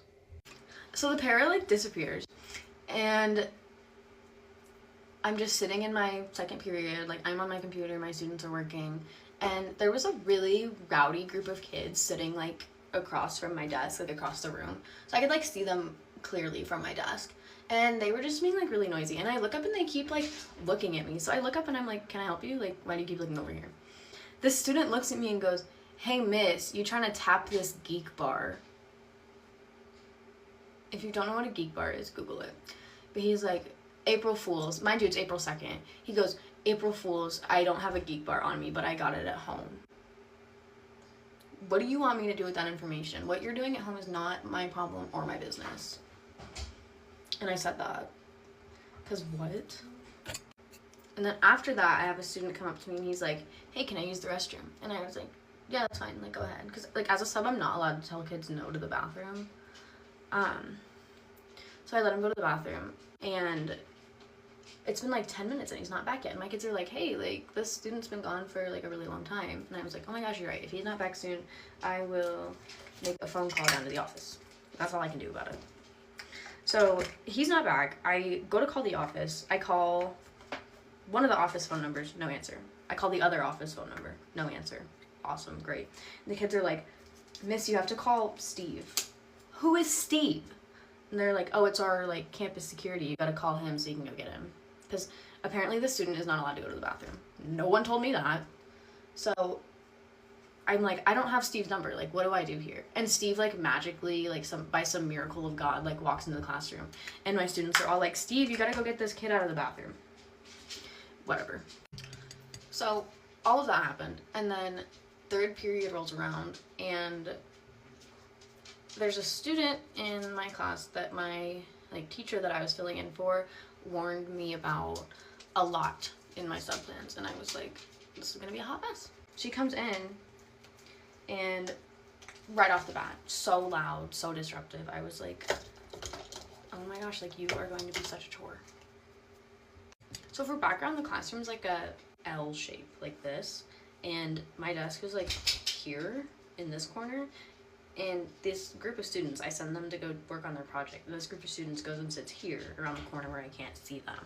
Obviously, I like approach my students and I'm like, hey, I need you guys to move like closer to me so I can see you guys. And she immediately is like, why? And I was like, because I can't see you and I need to be able to see you. Like, that is literally my job as a teacher. And she's like, Miss, I just want to have my own space. So I was like, go have your own space at a different table. Like, I don't know why you're arguing with me about this. And she was like, Miss, like, why does it matter so much? And I was like, it's not my job to tell you why. It's your job to do what I ask you. And she looks at me and goes, this fucking bitch. I'm getting paid to be here and you're not. And I don't know. I really don't know what I'm supposed to do in that situation. They did not train me for that. So I walked away. Because I'm not going to stand there and be like, did you just call me a bitch? Or like, don't call me that. Because what is that going to do? So I just walked away. I was like, you know what? You can stay in the corner. Whatever. It honestly wasn't that bad of a day. All the teachers were really nice. And I did have a lot of really good students that I enjoyed having. But it was middle school. Okay guys, so story time of how my broke ass ex can't afford his car and has now left it up to me. Let's get into it. So look y'all, like I don't even want to be dealing with none of this, but it's come to this point where, you know, motherfuckers just gotta be aired out. So basically this man, or should I say little ass boy, because he can't be responsible for shit, has this car on all over his Instagram, flexing it, made it his profile picture, is literally like a car guy. It's his actual username, and but you can't afford your car payments. So basically when we were together, he basically manipulated my ass to help him get this car. Like, he swore that no one could help him get a car, no one could sign for him, his credit was shit, and that he was gonna be carless or whatever. So me, being a good girlfriend at the time, I was like, okay, sure, like, let me help you. Obviously, I should not have done that, but like, I mean, girl, like, I was trying to make sure my man was not carless. So anyways, fast forward, we break up, and I was like, you need to get this car out of my name and put it under yours. Like, we're not together. He basically gave me false promises and was like, oh, I'm gonna get the car out of your name as soon as I like can, blah blah. Never did. Lied. And then now we're to the point where we're broken up, and I'm like, get this car out of my name. So he's like, oh, my credit's not good yet, like I need more time. And we broke up off good terms. So I was like, cool, like, you know, I guess, like, what else am I supposed to do? So I give him some time. Now we're in December-ish, January, and this man starts to not pay his payments, which is like $600 a month. Like, if you can afford that, let me know so we can figure something out. And this guy was like, oh, it's cool, like, I'll pay it. And I'm like, yes, you have to pay it, it's your car. Like, what the fuck? So now in January, he doesn't pay it until literally I'm like trying to text him and contact him. All of a sudden I'm blocked, I'm being ignored, and he just goes ghost. And I'm like, you are not about to put this on me. Oh, hell no. Literally finally gives me the money, and come to find out he is in a whole new relationship, and this is why he was ignoring me, and this and that, which like has nothing to do with me. I don't really give a fuck. I'm more so like, get this car out of my name, like it's affecting my credit, it's gonna fuck up my shit if you don't pay the payments. Like, that's all I need from you. And this man is just refusing to do it. Like, what the hell? Like, be responsible. Like, you have this car all over everywhere. Like, why are you faking the funk? So after that last month he was late, comes February, he basically told me that he's like, all right, like, I'll pay the next one. Like, I literally have messages of him saying, I'm gonna keep paying it until we can figure out what we need to do. And I'm like, okay, sure, like, I don't trust you no more. But, you know, time passed by, and then out the blue, this man goes, I don't want the car no more. What? And I'm like, no, like, okay, what that gotta do with me? Like, if you don't want it, then you figure it out. Like, this is not my car. Like, you're trying to put this all on me as if I'm supposed to be responsible for this car that is yours. And so now it's gotten to the point where he refuses to pay. He has me blocked on everything. I'm not able to contact him, and like, it's just going to shit. And he just be acting like it's like nothing. Like, I don't want this car. We end up having a phone call. Finally, he answers me, and he's like, I don't want the car. Like, this isn't, like, I don't got nothing to do with this. Like, I'm gonna tow the car to your house tomorrow. Like, I don't want it. And I'm like, what the fuck? And he's just basically forcing the car on me. So at this point, there's actually nothing I could do. And this man ends up fucking towing the car to my house a couple days later. So once he tows the car to my house, I come to find out the car is messed up. Something's wrong with the lifters. It's not drivable. The tags are so outdated. The car is just dirty as fuck. Like, this man hasn't even been driving this car. And I'm like, huh. You got 2 DUI. So now, like, I'm starting to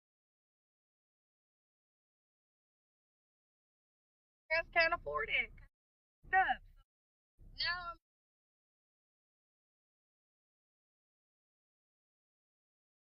that's what happened. He basically took the car on, towed it to my house, and now,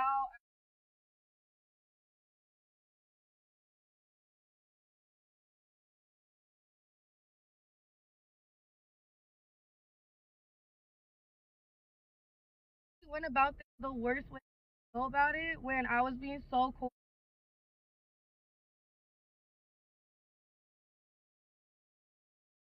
So I'm over here like, fuck you.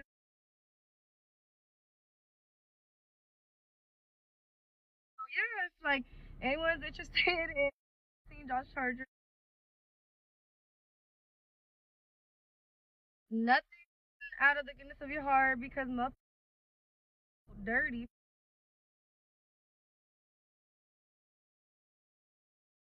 Karma will get your ass, and it'll find. I'm trying to look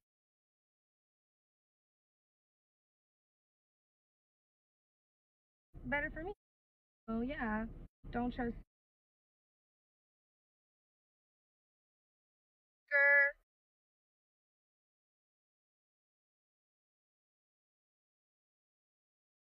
And the truth of the matter, he was planning to show you.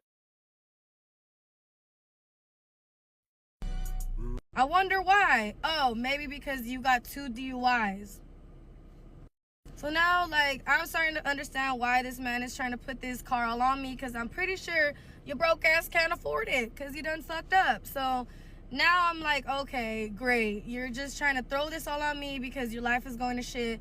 And that's what happened. He basically forced the car on me, towed it to my house, and now I got a freaking scat pack at my house that wasn't even mine in the first place.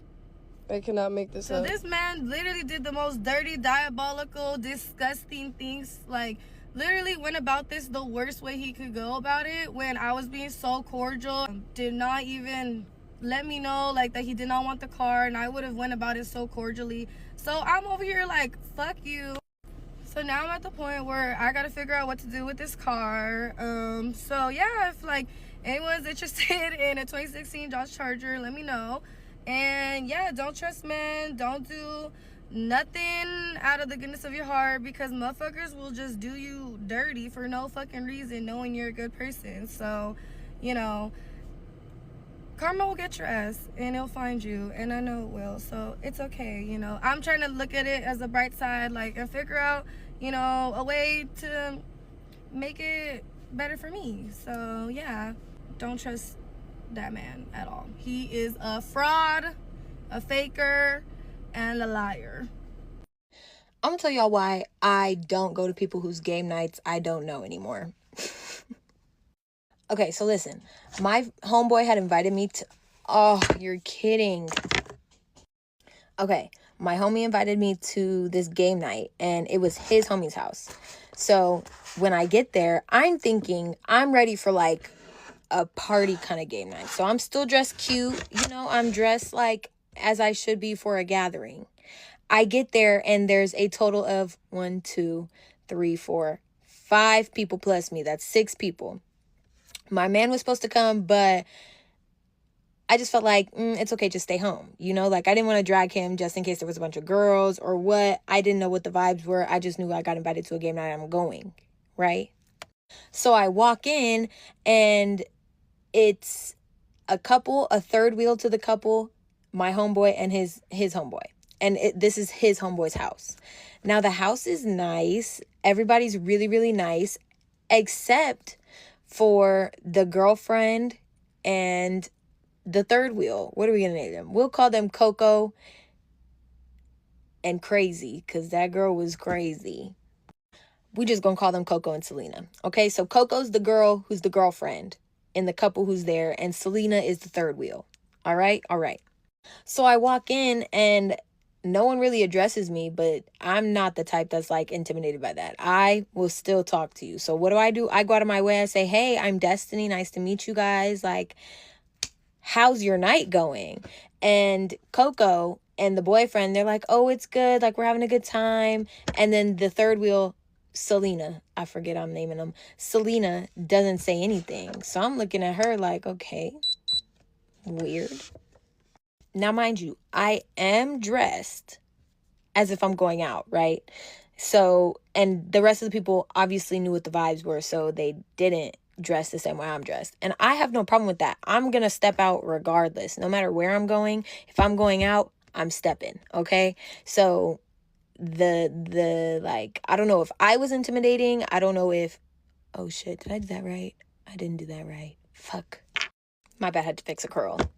Okay, anyways, I could sense the weird energy right then and there. So I'm looking like, oh, this is going to be fun. But maybe she's one of those people that like starts off cold and will warm up, right? Wrong. Girl, she was coming at me all night. So I'm meeting everyone and I say hi to my friend and I tell my friend like, hey, I don't know what's going on, but that girl's being like hella weird, like just hella rude and just, I don't know. There's some weird vibes. Should I stay? He's like, no, they're cool. Like, maybe they just have to warm up. And I'm like, okay, I'm going to give it the benefit of the doubt. So the night goes on and she's saying little slick stuff. And I'm not really paying, I'm paying it dust. Cause like, what am I supposed to say? And mind you, she was ugly. And I don't usually talk about women like that. I don't like to talk about women like that. But that lady was ugly. Okay? UGLY, ugly. So when she's saying her little slick comments, I'm like, why would I pay you mind? Why would I? Look at me and look at you. I'm not going to pay you any mind. Now she sees that her little slick comments aren't getting under my skin and this is making her more mad. So she's getting even more aggressive the more that I'm not paying her any attention, right? So now we ate. It's time to play some games, right? And I make sure I don't sit near her. Because I don't want no issues. So I sit next to my friend and then the girl and the guy, Coco, the guy and Selena, they sit on the other side and we start playing Uno and things are going good. But younger me, I don't have as much self-control as I have now. She started talking shit during the game and I'm competitive. So once you start talking shit, now I'm lit up and I'm talking shit back. And it's not anything like, bitch, I'm going to, like, it's none of that. It's very much like, oh, okay, well, here's a draw 2. Oh, okay, well, let's reverse it. Oh, okay, well, somebody draw 4. And the color is, it's funny stuff. It's just little funny stuff. But she gets increasingly less funny and more, like, serious. Now, throughout the whole game, I'm laughing at everything she says because you're just a joke. You're a joke, baby. So I'm laughing. So I'm laughing at everything she's saying. And yeah, that's heating her up more. I knew that was going to make her mad because you're trying to like bully me or like try to like intimidate me. And I'm not intimidatable. I'm not bullyable. That's a koala brain plan that you're hatching and it's just not going to work. I'm never intimidated. I'm never bullied. Never. So I'm laughing at you. I'm not laughing with you. I'm laughing at you. And she's catching on quite quickly. So then she starts saying stuff like, oh, this bitch thinks she's about to win. Oh, this bitch thinks she's going to beat me. She thinks she's going to beat me. And I'm sitting here like, it's 5 other players at this table. Why are you specifically talking about me? Like, what's going on? And I say that out loud. And then that's when she gets pissed off. She's like, oh, you thought I'm just coming at you. I'm just competitive. I said, girl, it don't sound like competitiveness. This sound like jealousy or something. I don't really know. I don't know what's going on. I don't know what's going on. Clue me in. Are we beefing? Like, what's going on? And my friend can see me start to get like heated up. Like it doesn't take me a lot to get upset, but it does take me a lot to show that I'm upset. So when he starts seeing that I'm showing that I'm upset, that's when he's like, oh, it's okay, guys. Like, we're just having fun. Like, he's trying to mitigate the situation, and she's just not going for it. So I'm talking to him like, if you don't get her, I'm leaving. Like, this is so crazy. I don't even know this bitch, like, to be dealing with this shit. Like, I don't know her. I don't know if she knows me, but I have no idea who she is. She's beefing with me, and I'm about to leave, because if not, there will be an escalation, you know? Soon as she heard escalation, she stood up and she gets to screaming, yelling. She's like, bitch, you want to fight? Let's go outside. I said, I'm not fighting you at some random man's house. I'm sorry. I'm not fighting you in some random man's house. I'm not fighting you with your homegirl and her boyfriend here. And I only got one friend. Like, I'm not fighting over an Uno game. Like, I don't even know what you want to fight for, bitch. Like, if you could prove to me why you want to fight, maybe we could get down. But, like, I don't have no reason. Give me a reason, maybe. Maybe we could work something out. But as it stands now, I'm not fighting. So it's pissing her off more that I'm not engaging in whatever she's trying to engage in, and I don't want to fight because you're just a nobody, and also, like, you have no reason to want to fight. You're just mad, you know? And I made that known. And so she gets pissed more, and she starts to, like, approach me, and my friend, he jumps in front of me, a man, mind you, right? So she's like advancing me, and he pushes her. He's like, we're not fighting in my homeboy's house, and you're definitely not fighting her. You have no reason to. Like, you've been acting crazy all night. Like, I don't know what your problem is. I don't even know you, but, like, you gonna have to wrap this up. Like, this is so pointless. When she hears him say that this is pointless and he pushed her away, that's when she's like, stay right here. I'm coming back from the car real quick. Stay right here. And I'm living in Arizona at this time. So when someone says I'm coming back from the car, stay right here, I know exactly what that means. And I am not going for it. So I'm talking to the friend like, you're not going to get your homegirl. And they're like, we're trying to calm her down. We don't even know what's going on. I said, I don't know what's going on either, but it sounded like a threat to me. And she's like, oh, you want to see a threat? I give promises, baby. I said, oh, promises. I grab her by her hair as she's trying to walk out the gate to get to that car, grab her by her hair, pull her back. I said, I promise you this. I promise you won't be making it to that car. I promise you won't be making it to that car before I'm out of here. So whatever you want to do, calm down. I don't know what it is you're trying to do, but we could handle it a different way, but it's not going to be that way. So now that she's threatening me, I call my man. I say, get here now and bring the toolie because this bitch is acting a foolie. Bring the toolie.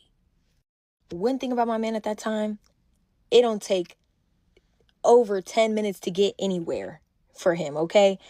Especially when I say I'm in trouble, it didn't take that man more than 7 minutes to make it to that house. After I threw that girl on the ground, I'm on the phone with my man. My friend's watching out for whatever's going on. Coco and the boyfriend are like on top of the girl, holding her down and trying to be like, what's going on? What's going on? And the owner of the house, his big ass finally says, you know what, bitch, you got to get out. By this time, though, I'm ready to go. I said, she can't go nowhere until I'm gone. She can't go nowhere until I'm out of off the premises. But yeah, you never know what's going on when you get invited out. Okay, baby, just make sure you know a couple people, not just one, when you go out, because it could be a jealous bitch waiting to kill you. Okay? Okay. To all the people telling me that I'm a catfish, do I really look like that? Because my feelings are hurt and talk about how I found out I have HSV2 while I do my skincare and my self-care. So I was 19 years old, I was in esthetician school, and I had just started dating this man. We had been together for maybe 2 months when I noticed that down there I had a sore, and I thought it was an ingrown hair. I didn't think it was anything crazy. I was in esthetician school, so I had my teacher look at it. She ended up telling me I probably need to go get tested. And I didn't panic. I wasn't feeling anyway. I mean, of course, it was kind of embarrassing having like 12 girls experience that with you, like a little overwhelmed. I called my mom. She was just like, well, we probably should go get tested. I was like, yeah, but it was a Friday. I need to get tested. Like, I need to know what this is. And like, everyone was like freaking out for me, but I was like, it's really fine, guys. Like, I'm gonna be okay. Like, if you're sexually active, things like this happen. I tell my partner, he's completely understanding. I'm like, okay, period. I'm thinking, like, we found ourselves a man. Okay, I'm not a TMI person, so if you're a TMI person, don't watch this anymore. This is the crazy part. Come to find out that we have sex. He has scabs. He had scabs. At the time, I didn't understand what that meant, because mine is like fresh. He was making me feel like shit, low key, being like, oh, you gave this to us, da da da da, whatever, and I took the blame. Earlier that year, I had gotten kind of sick after hooking up with a guy, and I got strep B, and so I just assumed I got it from him. So I just kind of took the beating. So like I said, I didn't know what that meant, but now later realizing that this man actually already had HSV, that he in fact has had HSV for some time. I couldn't even find a testing center that was open, and he had medicine by the weekend. I didn't think anything of it. Like, I was super naive to everything because I just thought I was in love. Me and him break up for unrelated reasons. I have to disclose to people, and I get in some really funky situations, and it's scary. I was having breakouts every single month. Bad ones at that, okay? The worst breakouts. A doctor kind of shamed me. She was like, well, we can't really do anything for HSVs. She didn't prescribe me medicine, and I kept telling her, I was like, I want an everyday medication, like I've done my research on it. And she was like, well, it's not gonna make a difference because you already have it. I'm like, okay. So I go to my gynecologist, and she's like, girl, no, we're getting you on an everyday medication. And I'm like, thank you. And even my everyday medications were not subsiding the breakouts. Like, when I tell you I was having bad breakouts, I was having the worst breakouts ever. And I was still sexually active, but didn't have sex whenever I was having an outbreak. I've always said my outbreaks were like on crack. Like, I don't know if I just have like a mega strain or something. Girl, let me live. Please, you've done enough, okay? So in all, I have HSV on crack. I was not disclosed to. I found a lot of self-worth within my diagnosis. It really did bring me a sense of peace, oddly enough. I'm really grateful, truthfully, because if I didn't have this happen, I wouldn't have reached the self-love or self-acceptance or this like drive to want to talk about it, and I don't feel like people talk about it enough. I really want to be that person. Thank you guys for watching.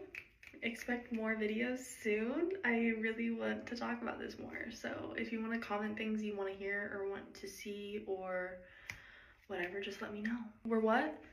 HSV hotties. We're what? Deserving. We're what? That bitch. Period. Y'all, don't lie. Pads are crunchy. You gotta wear them for a little bit so they warm up, and then they're not crunchy anymore, but initially they're crunchy. Don't lie. Don't lie. I woke up this morning with an unbearable feeling, just that I wanted to tell you the story because it happened a few days ago. It's fresh on my brain. Sit, please. Please. So I was talking to a guy that's in the Navy for about a month and a half. He was supposed to come home sometime last week. This was for like 9 days. You know, we wanted to see each other, hang out, you know, whatever. See what the vibes are. He's a little bit younger than me, but his birthday was yesterday, so he was, you know, turning a little bit older. I said, okay, you're close enough to my age now where we can make something shake. He just turned 20, I'm 21. So he's home for a few days and he wants to spend it with friends and family. Yes, green flag, do your thing, king, yes. The day before we were supposed to hang out rolls around. He calls me drunk at about 1 o'clock in the morning on Tuesday. We were supposed to hang out on Wednesday. And he says, oh, well, my friend was wanting me to go on a 2-man. I don't want to go. Will you pick me up from the girl's house? This is the first thing. Let me stop you right there. He had woken me up. It's my day off. I'm asleep early. And you call me drunk to tell you that you want me to come pick you up from a 2-man that you don't want to be on when you are a grown man and you can make your own decisions. No. My intuition said, block him now. Did I? No.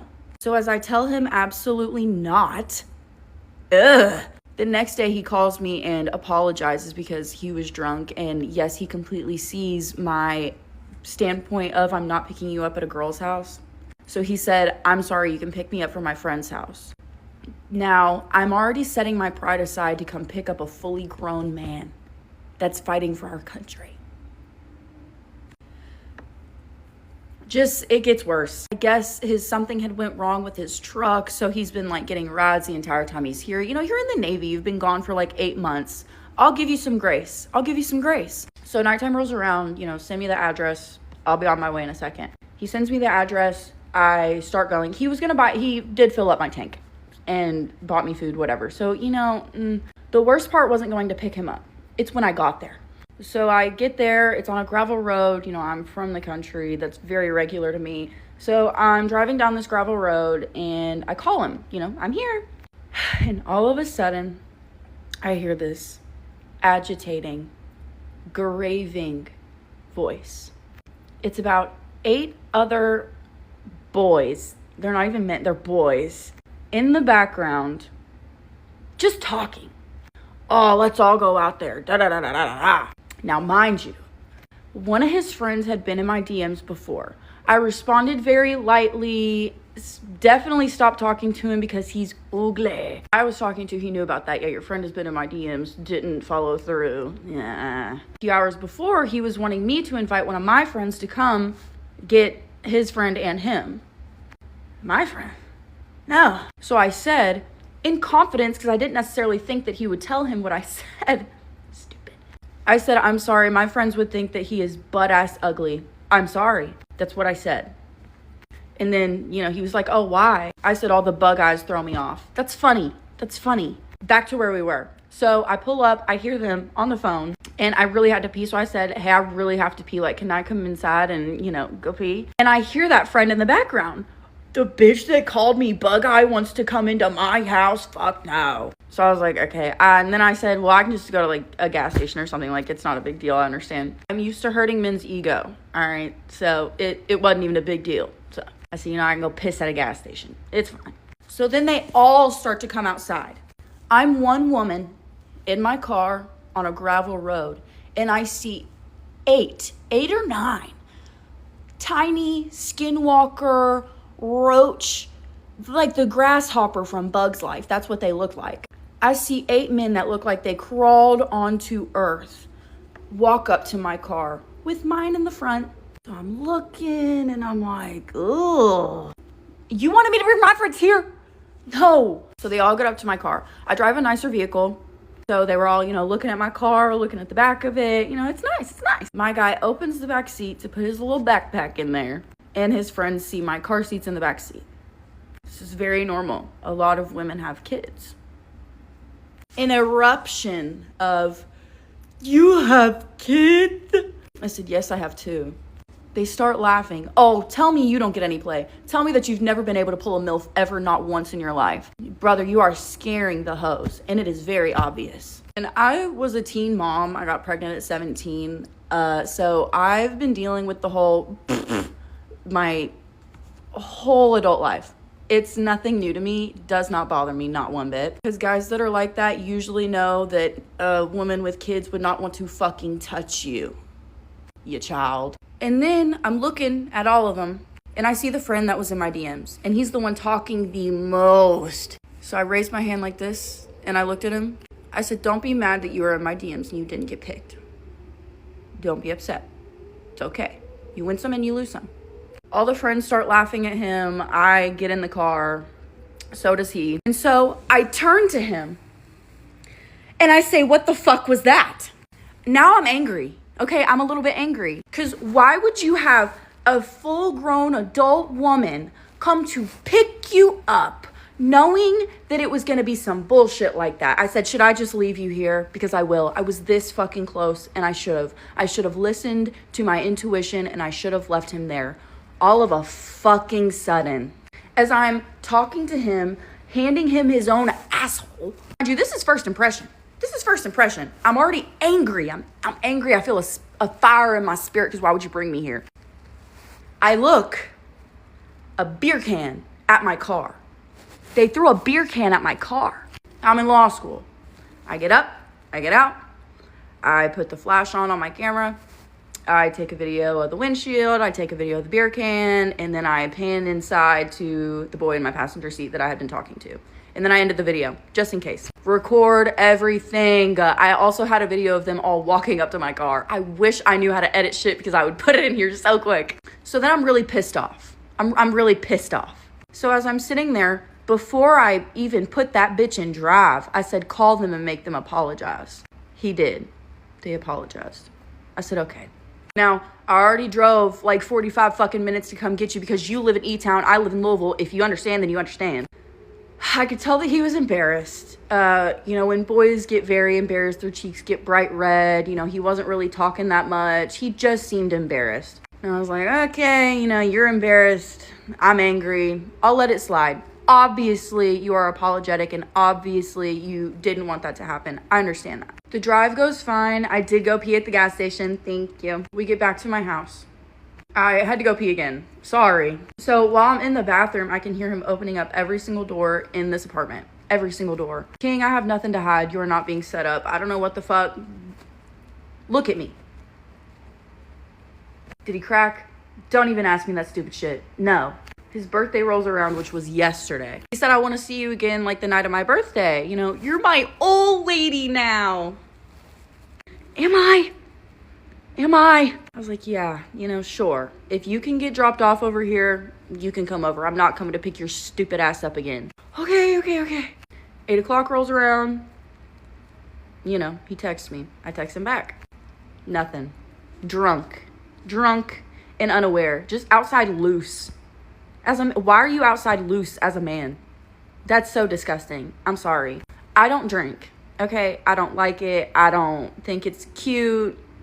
Not for me. I understand how other people do it. Never gonna be me though. It started here. It just kept going down horribly. I've gotten the ick about 17 fucking times. Anyways, I ghosted him. My bad. Sorry. Anyway, so if your intuition tells you something, fucking listen. Don't go pick guys up.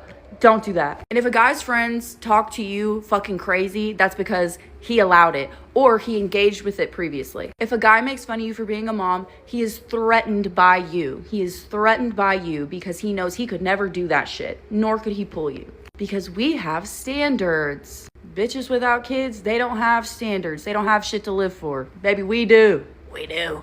I also told him he needs to get better friends. Even if I was just a girl he was trying to crack, they would have killed his entire fucking chance, and that is hater behavior on his friend's part. Do fucking better. And if you're a man and you watch this all the way through and your friends do that to you, find better friends. They fucking hate you. They don't want you to get pretty women, okay? Because they want the pretty women. Okay, so they will make fun of you and make you look bad in front of them. That's literally what his friends did. Anyway, love ya.